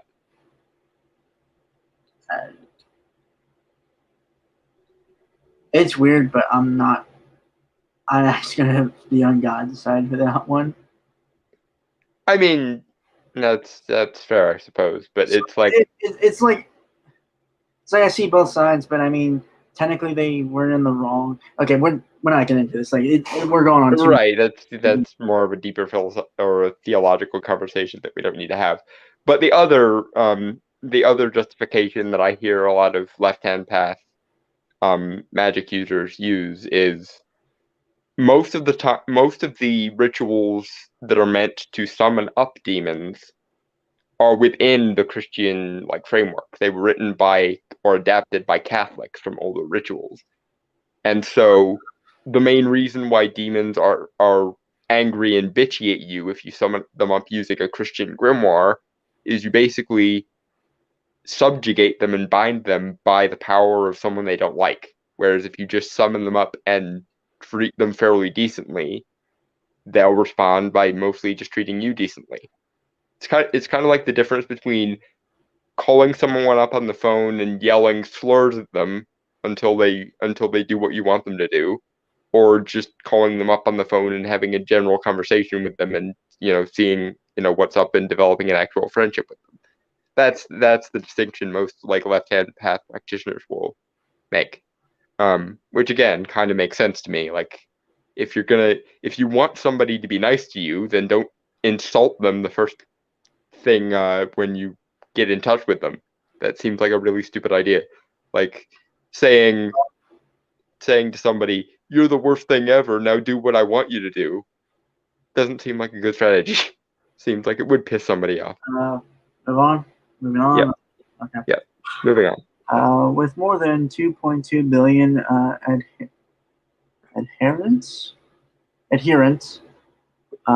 Christianity comprises about 31.50% among all the organized religions in the world. And based on CBN News Facebook survey, yes, because a Facebook survey is something to take credible. But yeah, data mining is. 87% express that Christians should not celebrate Halloween, while 13% believe that there's no problem celebrating it. I feel like that. I don't think that's actually true data. That's a very I'm betting there's a very slanted way they ask that question because you can change the outcome of the survey just in how you phrase the question. Like they've done studies on this. Like you can make. Hold on about this. I want to read this next part because it's so fucking stupid. Unless you had something else to add to that. Only that there appear to only be 13% reasonable people in that survey. Why do you care? Also, well, no, that might just be me. 13 thing, 13. It's ironic that the reasonable portion of that survey is 13%. Lol. Yeah, that's why I don't feel like that's credible. Mm-hmm. Christians are taught to be the light of the world. In one of the scripture passages, we are instructed thus: "You are the light of the world. A city set on a mountain cannot be hidden, nor do they light a lamp and then put it under a bushel basket. It is set on a lampstand, where it gives a light to all in the house. Just so your light must shine before others, that they may see your good deeds and glorify your heavenly Father." Matthew, chapter 5, verses 14 to 16. That's a bit narcissistic. Again, Christian thing here. Yeah. I don't put much stock in the Bible or any version of the Bible due to the fact that most of it, like an entire book, was taken out of it because it did not adhere to anything the church had wanted.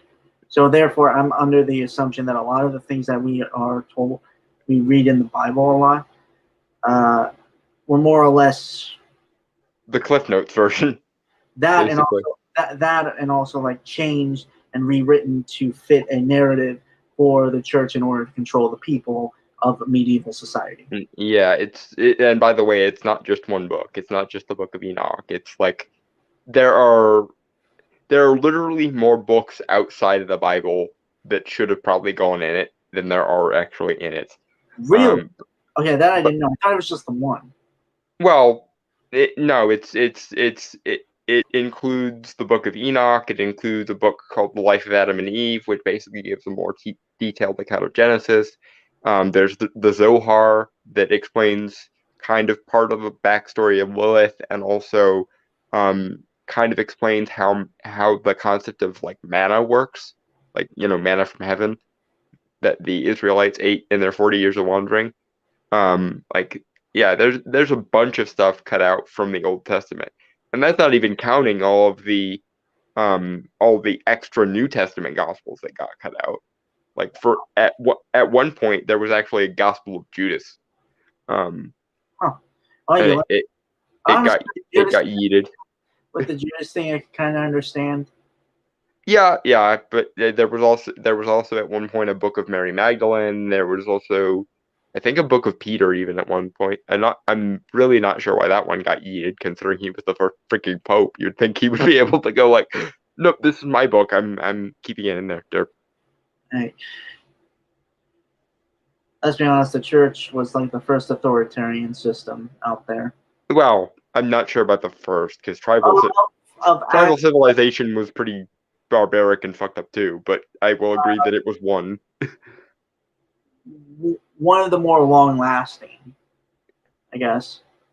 I think it's I think it's a meme at this point, but it's basically true that I think if Jesus saw what his church had become, he basically insists they scrap it and start a new one. Like that's not what I told you to do, goddammit. Go learn better. Yeah. Anyway, yeah, you weren't wrong about the narcissistic thing. It's just like it also just like it's cherry picking to make a point as well. Yeah, if quoting Bible passages is what we're doing, I mean I'm not a Christian, but I have actually read the freaking thing, which I think counts for more, but never mind. But speaking of that, whatever happened to judge not lest ye be judged? Oh yeah, people always forget that. Although I won't lie, I'm not really. I could never read the Bible. I couldn't. It's not a very engaging book. It really isn't. And like, don't get me wrong. I've read like history books and stuff, Mm-hmm. mainly for school. But Yeah. at And least actually, come to think of it, one of the reasons I'm not a Christian is because so many interesting parts of the Bible actually did get cut out. I think if somebody released like an unabridged Bible that had all the extra canonical books put in and all of the like more in-depth and explanatory versions of the stories we already know, because there's a lot of those too. Um, More people would be Christian just because it would be a more interesting and worthwhile religion. must be a lot less stupid. But Well, there's that too, but that kind of went without saying. I felt like it needed to be said though. Well, yeah, fair. Next, anyway, we've gotten off into the theological weeds. Therefore, Christian believers have the moral responsibility to educate their children regarding the evil that comes with Halloween pumpkins, costumes, and the trick-or-treat tradition. Adults should likewise lead by example to the young ones. Oh my God. Heaven forfend their kids get enjoyment from something that's not their religion for 2 seconds. Oh dear. Okay, for one thing, how about actually, because I'm going to be honest, like, it's not even just like, I mean, regular Christianity doesn't do this, but Catholics treat the religion as somewhat of a burden. It's always hellfire and shit with them. Yeah, it's well, a large percentage of Catholics anyway. Again, there are some that just kind of it's there, but it's something that they consider their own personal thing. And again, just to be clear, as flippant and kind of making fun of some of the stupidities of Christian doctrine as I am in this stream, I have no problem whatsoever with anyone who wants to, who chooses to believe in Christianity, Judaism, Islam, or basically any religion, as long as you don't say or act on incredibly stupid or incredibly authoritarian moralistic shit whilst you're doing it. My problem is with religion itself, more so with like the people who run it and anything. Yep. One of my biggest problems is like the allergy to knowledge that a lot of more fundamentalist religions have. Like just the thing I said about the extra-canonical books probably rubbed a lot of fundamentalist Christians the wrong way. But if my talking about the extra-canonical books that expand your Bible and actually make it like make sense rubbed you the wrong way, then you are the people that I'm annoyed with, because you should not fear knowledge. No one should fear knowledge of any kind. Well, to be fair, the only people that fear knowledge are people that are in control when they have the masses under them ignorant. Well, it's sad because surely those people are the people who should have the knowledge as much as possible. Because if you have to, if you do genuinely consider it like your more responsibility to control people and make sure that nobody gets led astray, then you hypothetically would want as much knowledge as possible, so that when people come to you with questions of like, why does this happen, oh father, or what, you know, um what more can you teach me about, I don't know, the Daniel story, for example. And I pick that one because there is actually a more detailed account of the Daniel story in an extra-canonical book called the Septuagint. But you'd think that if you wanted to actually be a good pastor or a good preacher or whatever, you'd want as much knowledge about your religion as you could get, so that when people ask you questions, you'd be able to just tell them the answers. Right. Moving on. Yeah. All right. Halloween history. The origin of Halloween can be traced back to the Celtic festival of Samhain. It's a tradition held at the end of summer when sacrifices were made to the gods in Druid tradition. Oh, so you're acknowledging that there are other gods. And you Oh are boy. that it's literally it's literally has nothing to do with your religion and shit. Yeah, the devil is not involved at all. Like, nobody gives a, again, and not to be flippant, but it's the old thing again of the nobody cares about an archangel with daddy issues bullshit. No, oh my god, this is literally the equivalent to like an SJW article where like those articles that have no point but just go on and on. Yep. The adherents believe that Samhain, the god of death, scattered evil spirits during this time throughout the world to attack humans. These evil spirits play nasty tricks as soon as the dark winter and waning of the sun set in. We covered this actually, so. Samhain is not a god. It literally translates to summer's end. It is a time. The beings for whom you needed to worry about, in like classical Celtic mythology, would probably be the Morrigan, and or another death deity who may or may not lend his, or at least part of his name, to a fey creature as well, which is Aron, or Oberon, which eventually, of course, got anglicized into Oberon. But yeah, Samhain, barring the odd, maybe a goblin took that name randomly, like it was in the mythos of Trick or Treat, which is a great movie. Samhain is not a god. It's a time.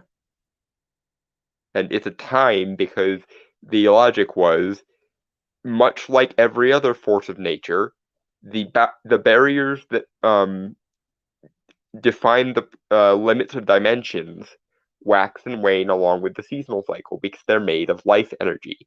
And as there are more dead things in the world, there's less life energy to pull from, and therefore it becomes easier to transverse the various dimensions. That is the logic of Samhain or Samhain. Um, and the fact that you had to pull a completely fictional god from out of your ass tells me that you didn't do a lick of research about this beyond what you could learn on Wikipedia. Because the only place that I'm aware of that Sam Hain is referred to as some kind of deity is one of the Supernatural holiday or Halloween specials. I think had him as a demon, and Trick or Treat, which even then they didn't specify that he was a god, just a goblin who had taken the name because he was associated with the season. Um, but in either case, these are two fully fictional examples, and you're talking out of your ass.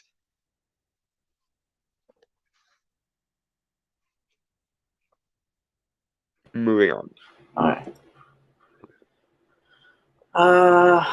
To escape the attack, humans would assume disguises and make themselves look like evil spirits too. And also give them offerings, but you don't want to talk about that part because that would imply that they could be placated and they're therefore not that entirely evil. But again, Never really said they were evil, mischievous at most, I believe.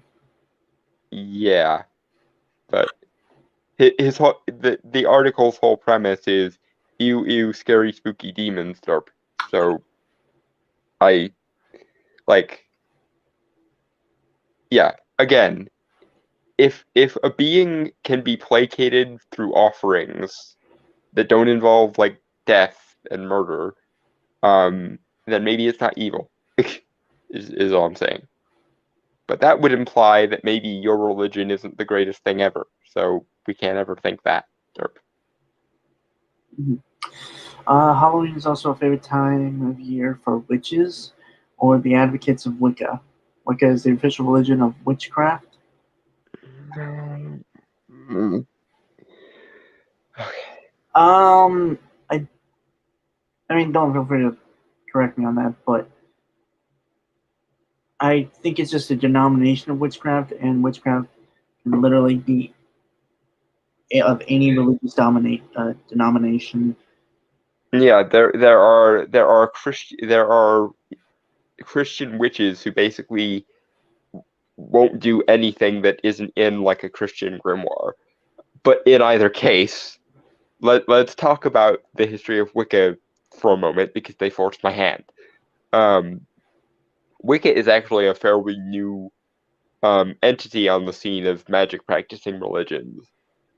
It was created by a guy by the name of Gerald Gardner in, I want to say, the 1960s, or very near to the 1960s, because there was a thought among a certain strain of anthropologists that there was some kind of Mother Nature centric religion in ancient Europe, and um, Gerald Gardner took that basic concept, tied it together with second wave feminism and um old uh cunning folk or European folk magic, and basically tied it together in a religion that features uh a dual theistic system, which features uh paternal a paternal god and a maternal goddess.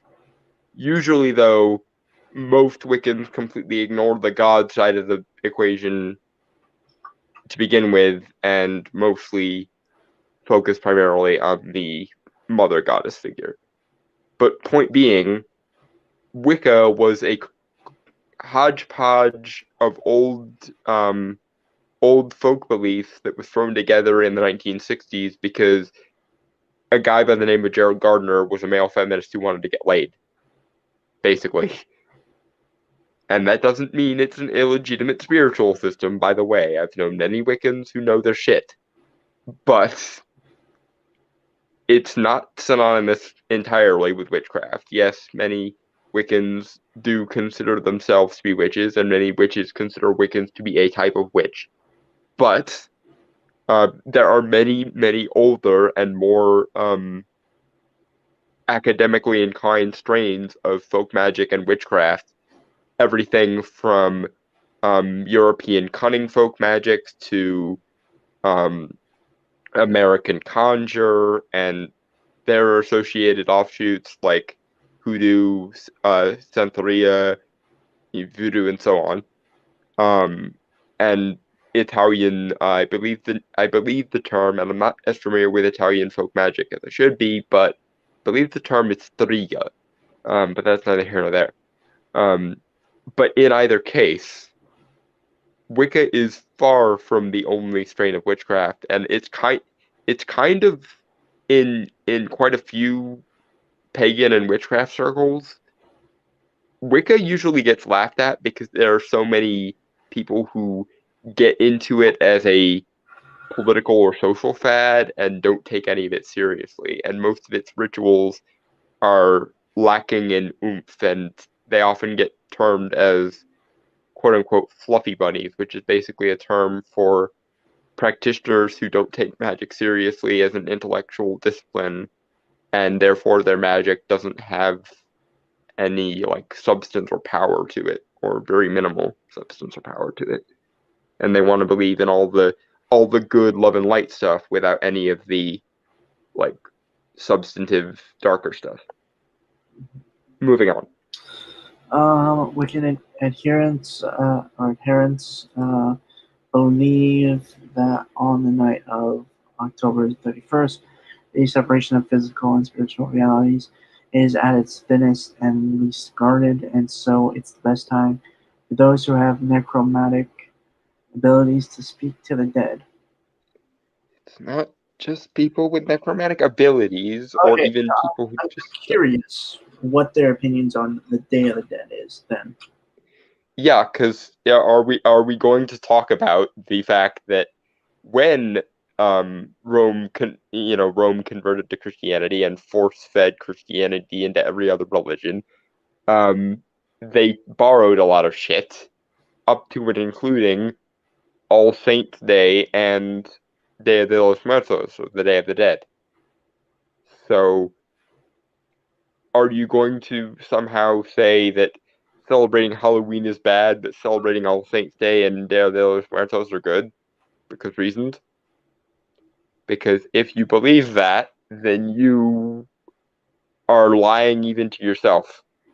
Because All Saints Day, Day of the Dead, Dia de los Muertos, all of them are natural evolutions and extensions of Samhain and Samhain and every other harvest festival adjacent to it that happened throughout pretty much all of Europe, not just the British Isles. But point being, most pre-Christian festivals lasted roughly a month each.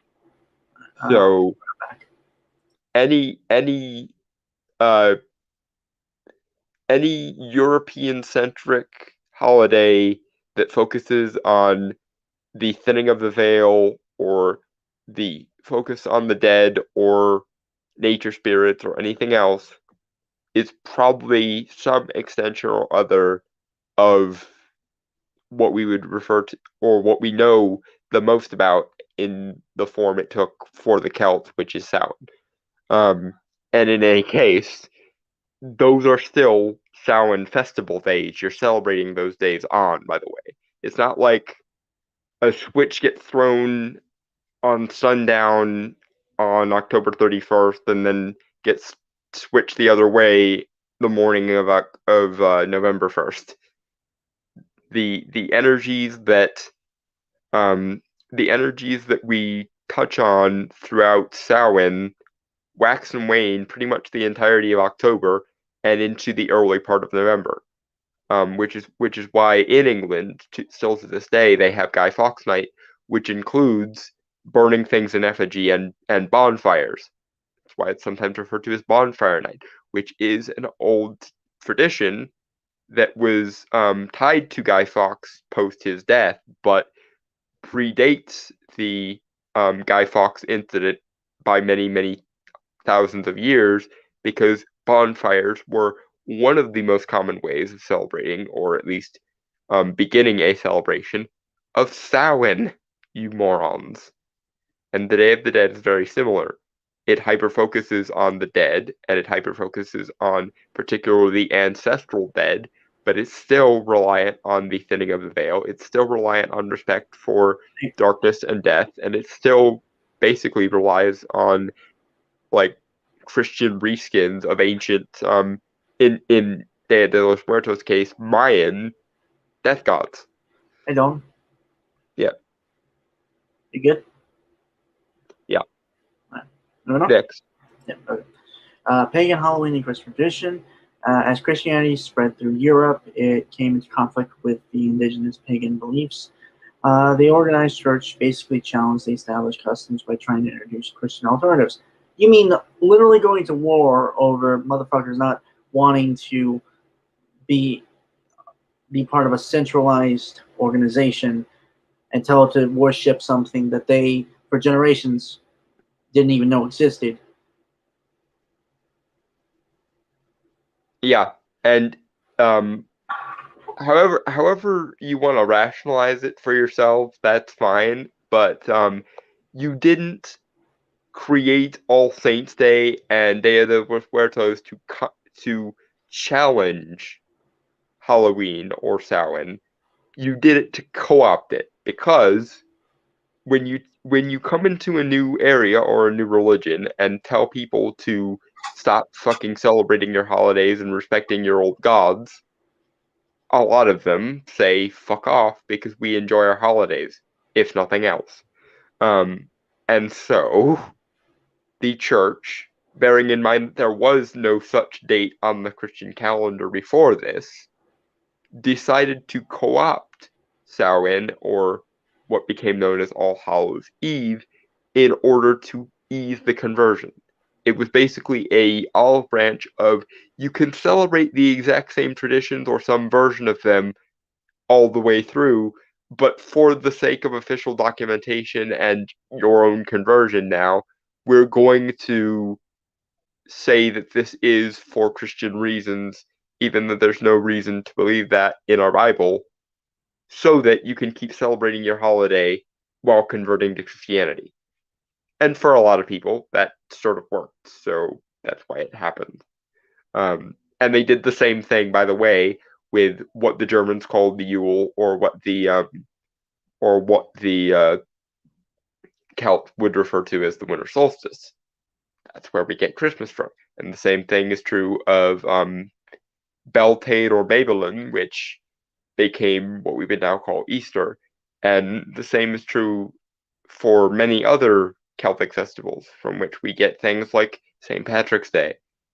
You guys did this like three or four separate times, and you still can't even admit to doing it.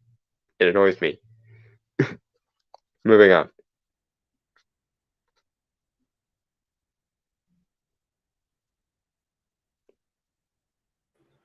Moving on? Yeah. Alright.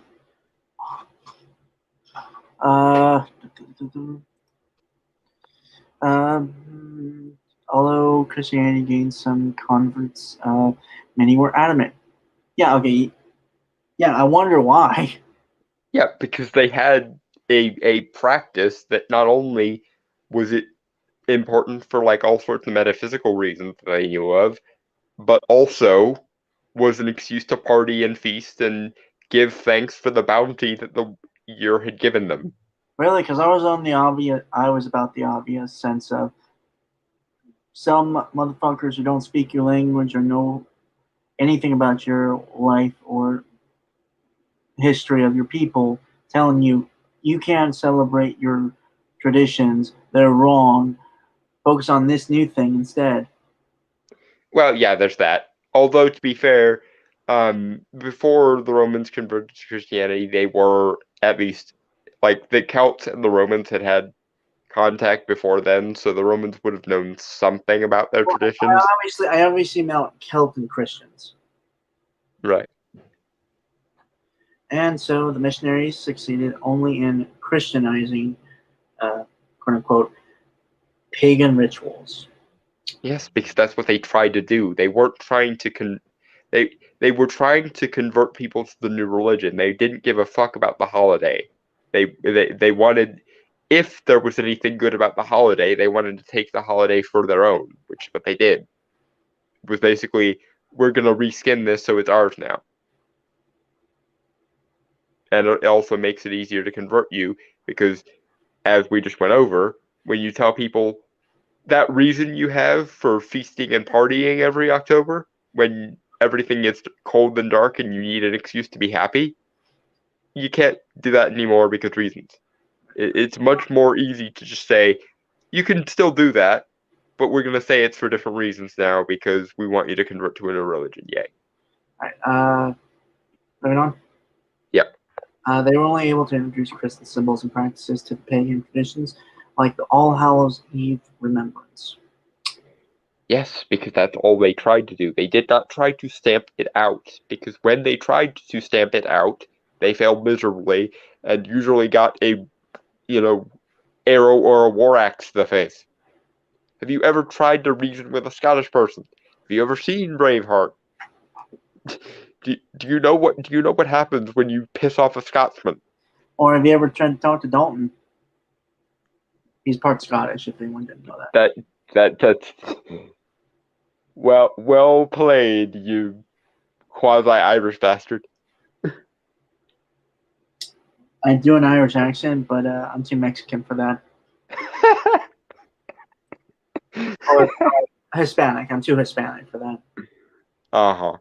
And in any case, our barbs at each other aside, the point being, they tried converting people by force when the Romans converted to Christianity. It did not work. It resulted in several century-long wars.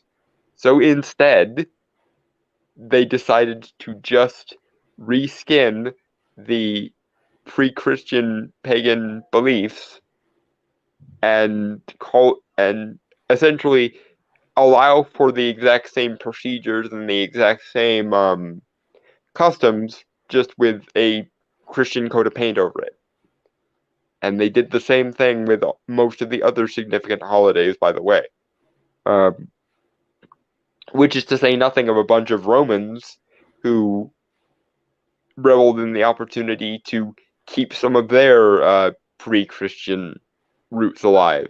Oh, you're going to get kicked out of the next paragraph. Oh, God. Oh, no, please finish your thought and then we'll... No, we can go on. I was rambling a little bit. Next. Right. Missionaries injected the All Saints' Day concept into the pagan Halloween celebration.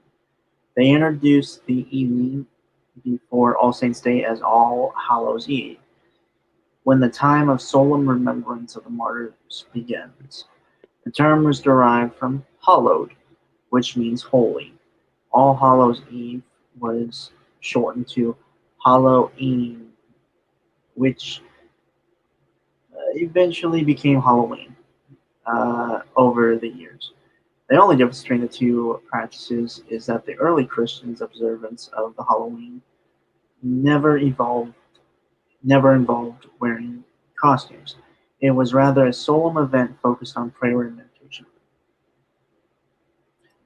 Ahem. I don't mean to be a one-trick pony and a party pooper and everything, but it did actually involve costumes, especially for beggars, because there was the practice known as souling, which was basically the poor or the destitute or the homeless would go from door to door wearing costumes as per the old Halloween ritual, or the old Samhain ritual, and beg the wealthy, or at least the more well off than they were, for soul cakes, which were small cakes which contained saffron, which is a herb that is associated with the dead, by the way, and usually currants. Most of the soul cake recipes I've seen involve currants, and they pretty much all involve saffron because that was basically the part that made it magical. But anyway, they would go begging for soul cakes, and the logic was, if you were a good Christian, lord or duke or lady or whatever, you would bake a bunch of soul cakes and give them to beggars, so that for every soul cake they were given and they ate, a soul that was trapped in purgatory or limbo would ascend to heaven.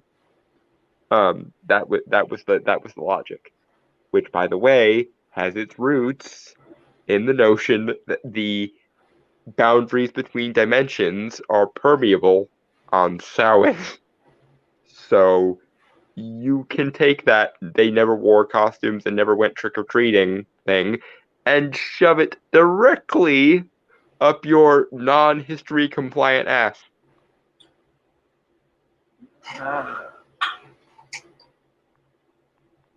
Sadly, though, pagan practices held a remarkably strong influence that some of the new converts were unable to abandon their old customs altogether. Because they enjoyed them. Yeah. Wow. It's real sucks that no one wanted to forget the traditions of generations of their families had celebrated. Yeah, not to mention the thousands of years of feasting and gratitude and partying that took place. And Yeah. not to mention the bonfires that kept everyone warm in the freaking autumn nights in a time where there was no central heating. Do you remember? You remember when basically, I don't know when this was, but remember when they basically said it was wrong to dance like Christianity? Yeah, it was considered overly sexualized to get together and dance, basically. And even in like a formal ballroom setting, there were often people who would, especially in like Christian schools and stuff, if there was ever like a ballroom style cotillion thing, um, the chaperones would insist on there being a certain amount of space between two partners while they danced. It was called making room for Jesus, and they would even use the phrase. They if they saw two kids getting too close, they would separate them further away from each other and say, "Make room for Jesus." They still kind of do that, minus the Jesus part in like public high schools. Well, I mean, to some degree, I get it, because to some degree, it's just we don't want you having an orgy, but Yeah, I totally like. I get it. Like again, like they don't do the Jesus part anymore, man. Because but it's still very prudish and very stiff and moralizing. it's school. What do you expect? Yeah, well, the American educational system, everyone.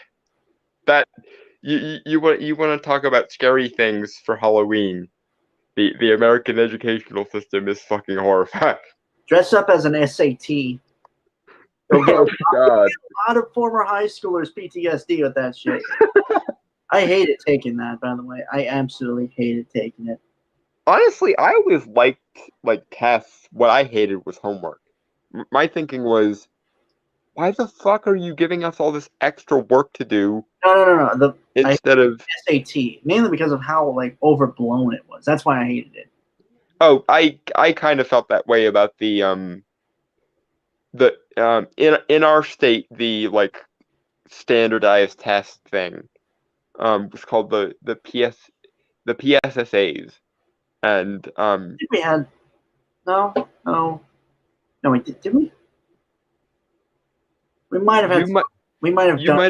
You might have had whatever the Indiana variant of it is, and also the CATS test, the CATs. That was another thing we had a lot of. Either Although way, man, it just. I usually ended up liking those weeks when we did those, because number one, the school would let us bring in food or bring in food for us, which was always nice, because the logic was it would make us more awake and well fed and therefore better learners. To be fair, I have my issues run a lot deeper with it, simply on the fact that it is the school. The American education system is basically built to be a factory and drill out creativity or Yeah, it's we're telling you these things. tell them back to us in the exact way we told you, and don't add anything or create anything in the interim because reasons. Um, and the only good thing about standardized test weeks, apart from the snackage, which I enjoyed because it just made sense to me, but also there was no homework on test weeks usually. Which again, homework was the worst thing about being in school for me. My thing was after you got out of high school, man.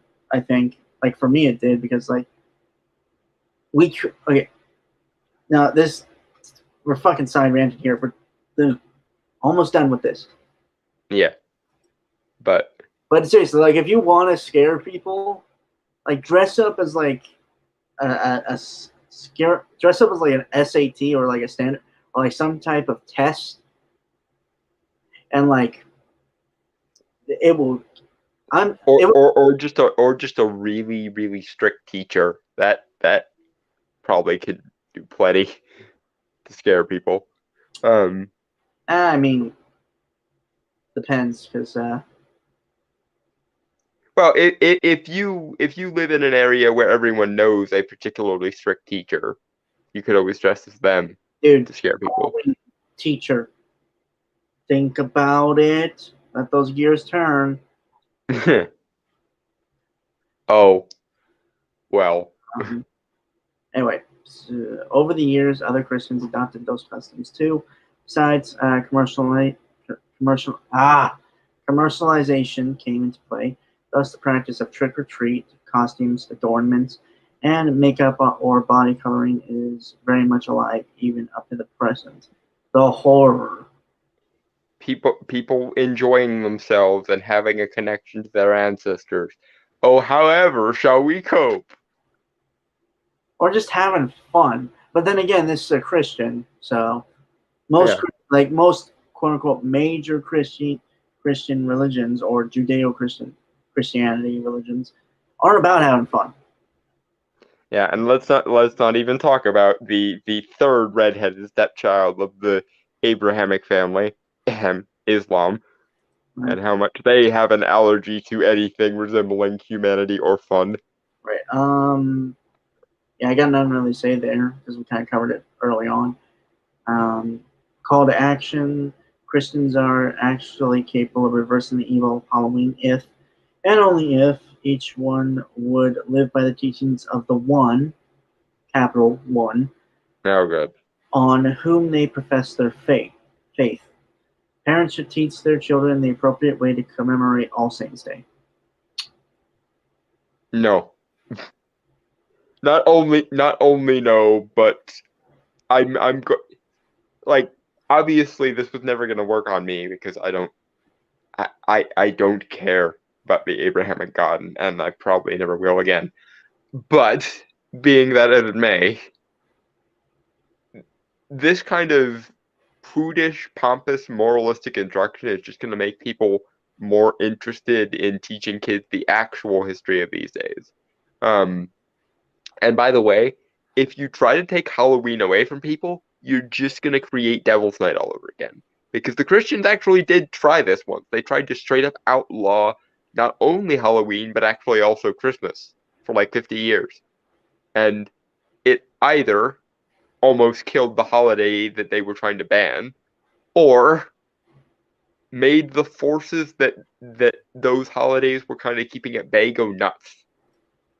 It's why for most of the early 20th century, Halloween was less about kids trick-or-treating and more about Devil's Night, because the prudish Christian busybodies of the day didn't want their kids to celebrate Halloween, and so the dark, animalistic energy that normally gets constructively channeled into the traditions of Halloween turned into basically let's burn things down and throw bricks through windows and shit. And eventually, the Christian housewives and shit got so fed up with the destruction and pranking of Devil's Night, they were like, let's bring back the old Halloween traditions and give these kids something more constructive to do with their chaotic dark energy. So yeah, if you try to take Halloween away from people, you're just going to create something worse. Because Halloween is there to channel, the darkness and the animalistic and the primal and the, have respect for the dead impulse into something constructive.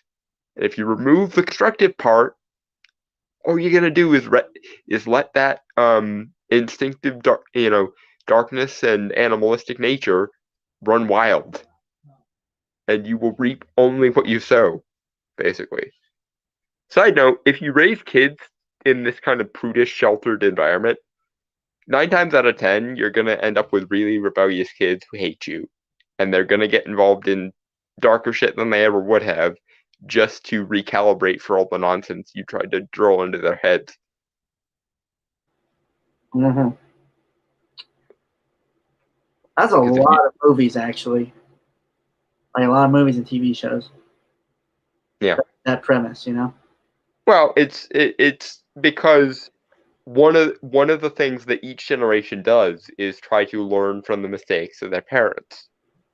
And so if their parents insist you must never do X, the first thing their children are going to do when it gets time to become their own people, when it comes time to, become an adult and become a full-fledged human being, is rebel and recalibrate for whatever bullshit their parents taught. Like if you're a parent who drills into their kid's head, you will never be a smoker, you must never be a smoker. Guess what? You're raising a smoker. Well, to be fair, I think it's also how parents have always gone about it. It's the wrong way. Yeah, it's the forced moralism thing. Again, not even that. It's just like how they try to teach their kids those lessons and not do the stupid shit that they did when they. Yeah, it's never, this is a bad idea, let me explain to you why in a calm, reasonable way. It's always, if you do this, then you're a bad person, so just don't do it. I've told you stories about when I like the stupid shit I've done in my youth. Mm-hmm.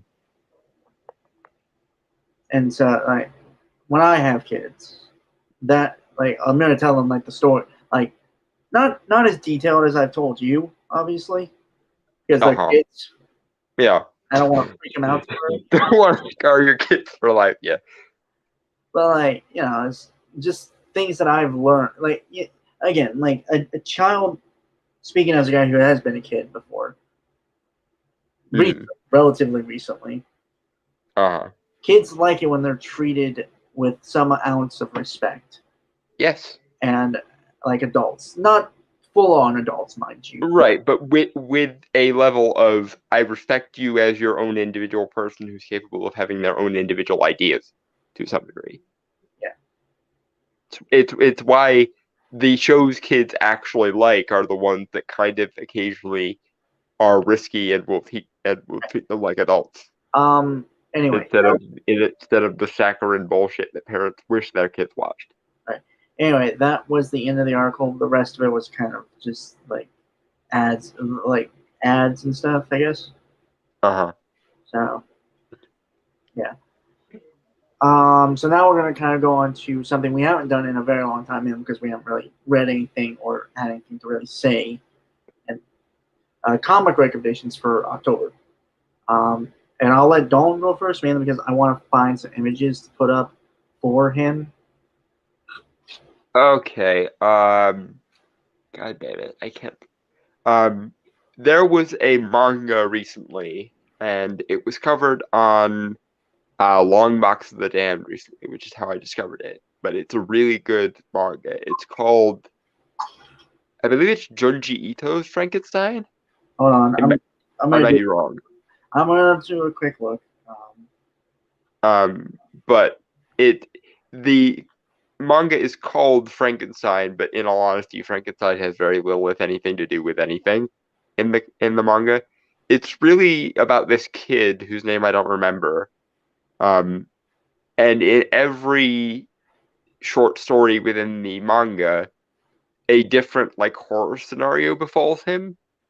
And then it gets interesting because it turns out that each version of the kid we've seen so far is in a different universe within a multiverse, and they start crossing over to the point where at one point a more like wholesome good version of this character winds up being stalked by an evil version of himself, and the evil version of himself like kills 3 of his best friends, and the ones that survive tell him they can't hang out with him anymore because if he was evil in one universe, he might be evil in this one too.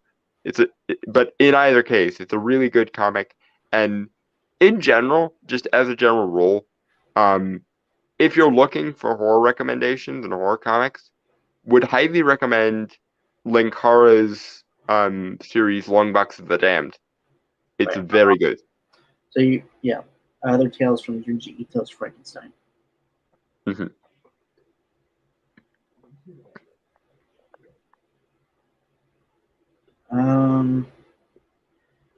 Other than that, anything else? Or there's a bit of an obvious one that is sort of obvious because I'm me, but for those that haven't yet read Neil Gaiman's Sandman, it's kind of an even split between horror and dark fantasy.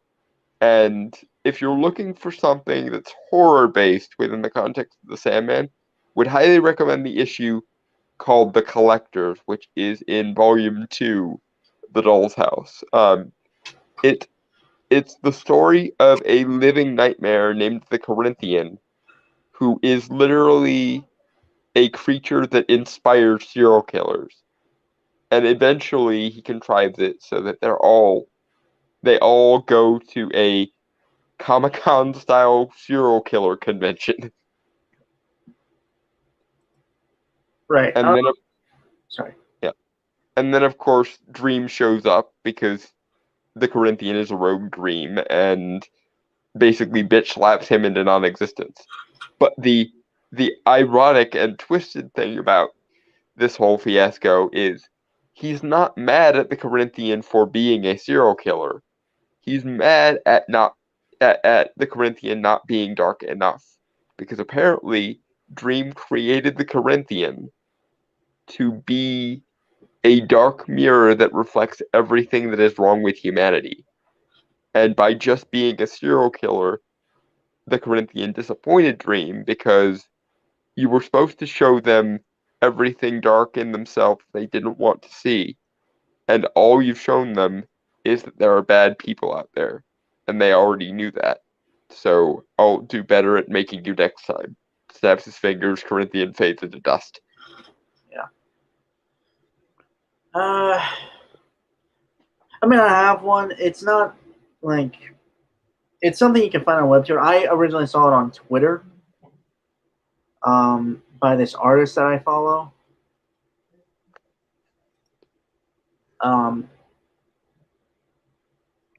Junk Mix Art or Janny Lee. But it's also on Webtoons now. Like they're uploading it there, which is really cool. It's kind of it is Halloween stuff. But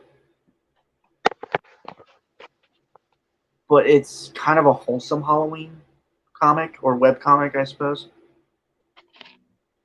On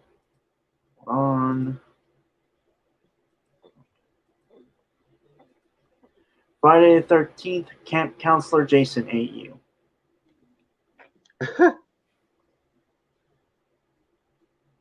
If only things had turned out differently on that unlucky day. Here we see the image of Jason, young Jason, drowning. And then apparently a future version of Jason saves himself.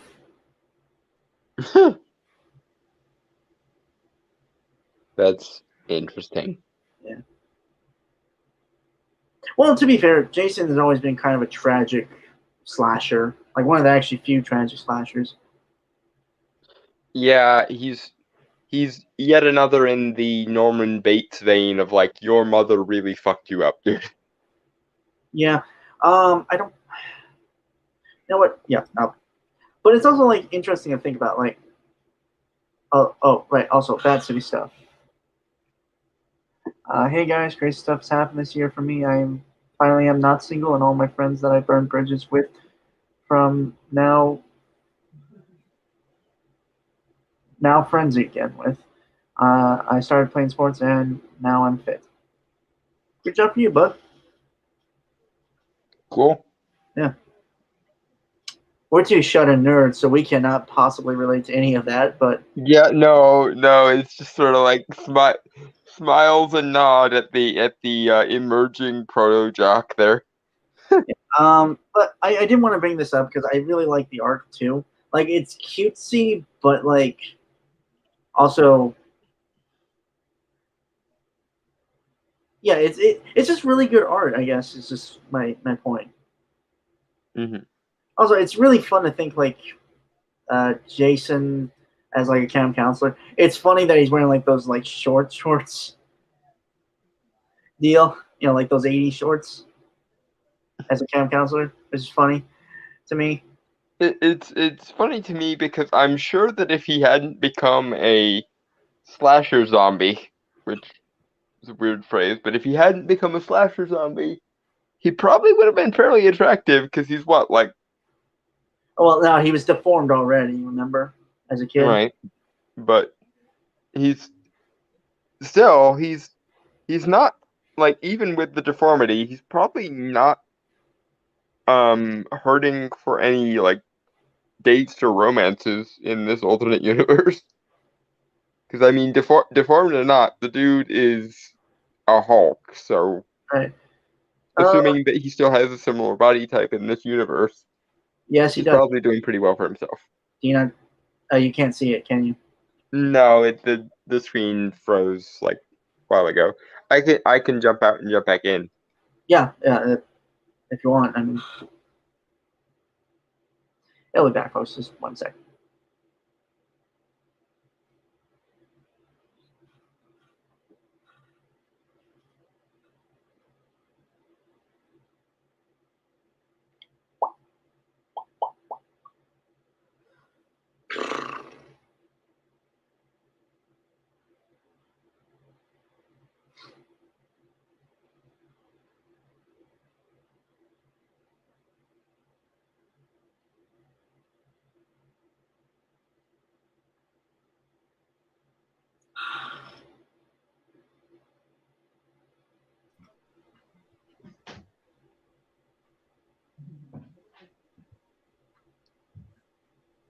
You see it now? Or Yes, now I can see it.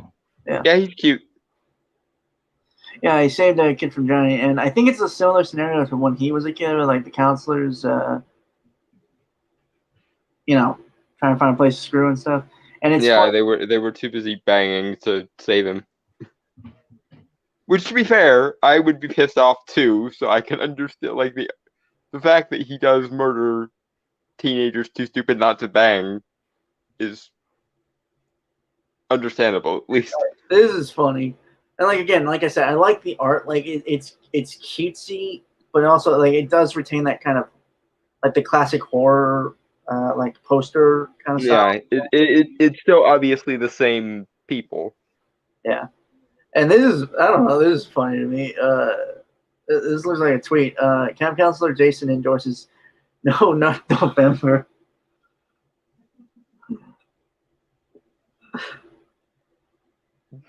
Like I'm cringing and smiling at the same time because it's like that is something that I would find cringy, but at the same time I understand why it's there. Yeah. Like I said, I would totally recommend people read this. I think most of the comics are on like Twitter at Junk Mix Art. Like that's the at like for the artist. Yeah, that It's a very interesting AU because recently they began incorporating other like horror characters as well, like Carrie, like Jason and Carrie go to prom and stuff, and you like it's really cute and all. It's really nice. oh, good. It's wholesome. And like I said while we were doing the Carrie reaction in the list there, Mhm. I've always found Carrie to be relatable, and I was teetering on the edge of Carrie did nothing wrong. Yeah. So yeah, she deserves her Prince Charming moment. She can. I honestly now that you put that idea in my head, I want Carrie and Jason to get together and have a kid and have kids. Yeah, there's actually like a horror, like a short film that created this. That I think they actually did do that, where Jason and like a teenage Jason. I'd have to find it, but And honestly, and again, this is easier for me because I can kind of relate to where they're coming from. But they've a pretty cute couple, all things considered. So yeah, good for you, crazy kids. You go have fun. right. Honestly, it's weird. And like with like Jason and Carrie, it really is a more like they're victims that have been forced to be monsters. You know. Yeah, like it's not that they had to become monsters. It's that no, it's and I know this is cliche at this point, but it's the Joker lesson again. If you just listen to people when they say they're in pain, maybe they don't become monsters to begin with. I mean, Jason, it's more of a special case since technically he had already died and was forced to come back via like his mother and stuff. Yeah, and again, there are books that could be written and probably have been about the ironic commonplaceness of the abusive or overly doting mother in these cases. However, what I like about it is like they also have Pamela Voorhees alive as well. She seems like a good mother, very caring, still a little homicidal. Not gonna lie, Hmm. but she does seem like a good mother. Yeah, Oh, and not to bring the horror element back into the adorable love story that I am now picturing in my head of Jason and Carrie going steady and being cute together. But Jason, if you want to dust off the hockey mask and the chainsaw for just a minute here, um, Carrie's mother is an evil bitch, and yeah, she probably deserves it. he's actually killed Carrie's mother in the comic, if I remember correctly. After, Yay! yeah, after she helped Carrie and Jason get out of that house and go to the prom. Aww. Recently, they actually put Michael Myers in there as well. He's actually like a handyman in this, and they turned Doctor Loomis in kind of the loon that's trying to. It's like kind of the aloof loon that is the one causing the trouble instead of Michael. Aw. Eh. It, I Michael, it makes less sense because by all accounts we've seen, he was screwed up from birth. Um, like he was the kind of kid who like tore the wings off of flies and barbecued ants with a magnifying glass and shit. Um, but um I guess if we're going with he got the psychological help he needed and now he's not as much of a it, I can imagine a version of Michael Myers that basically becomes Dexter from Dexter, um, which I guess is fair. right. Um, Um, like I said, it's like a wholesome horror comic. So yeah, I'm entirely on the team that is shipping Jason and Carrie now. That um, those two those two crazy kids can have their happily ever after, as far as I'm concerned. mm. Other than that, I mean, like simply for time purposes, I do think we should call it. Unfortunately, like we had a video plan, but Yeah, well, we can just do both halves of it. next week, Next week. Yeah. yeah. So yeah, folks. With that, folks, I want to say goodbye, adios, aloha, auf Wiedersehen, sayonara, peace, cheers, and Happy Halloween, folks. Now fuck off.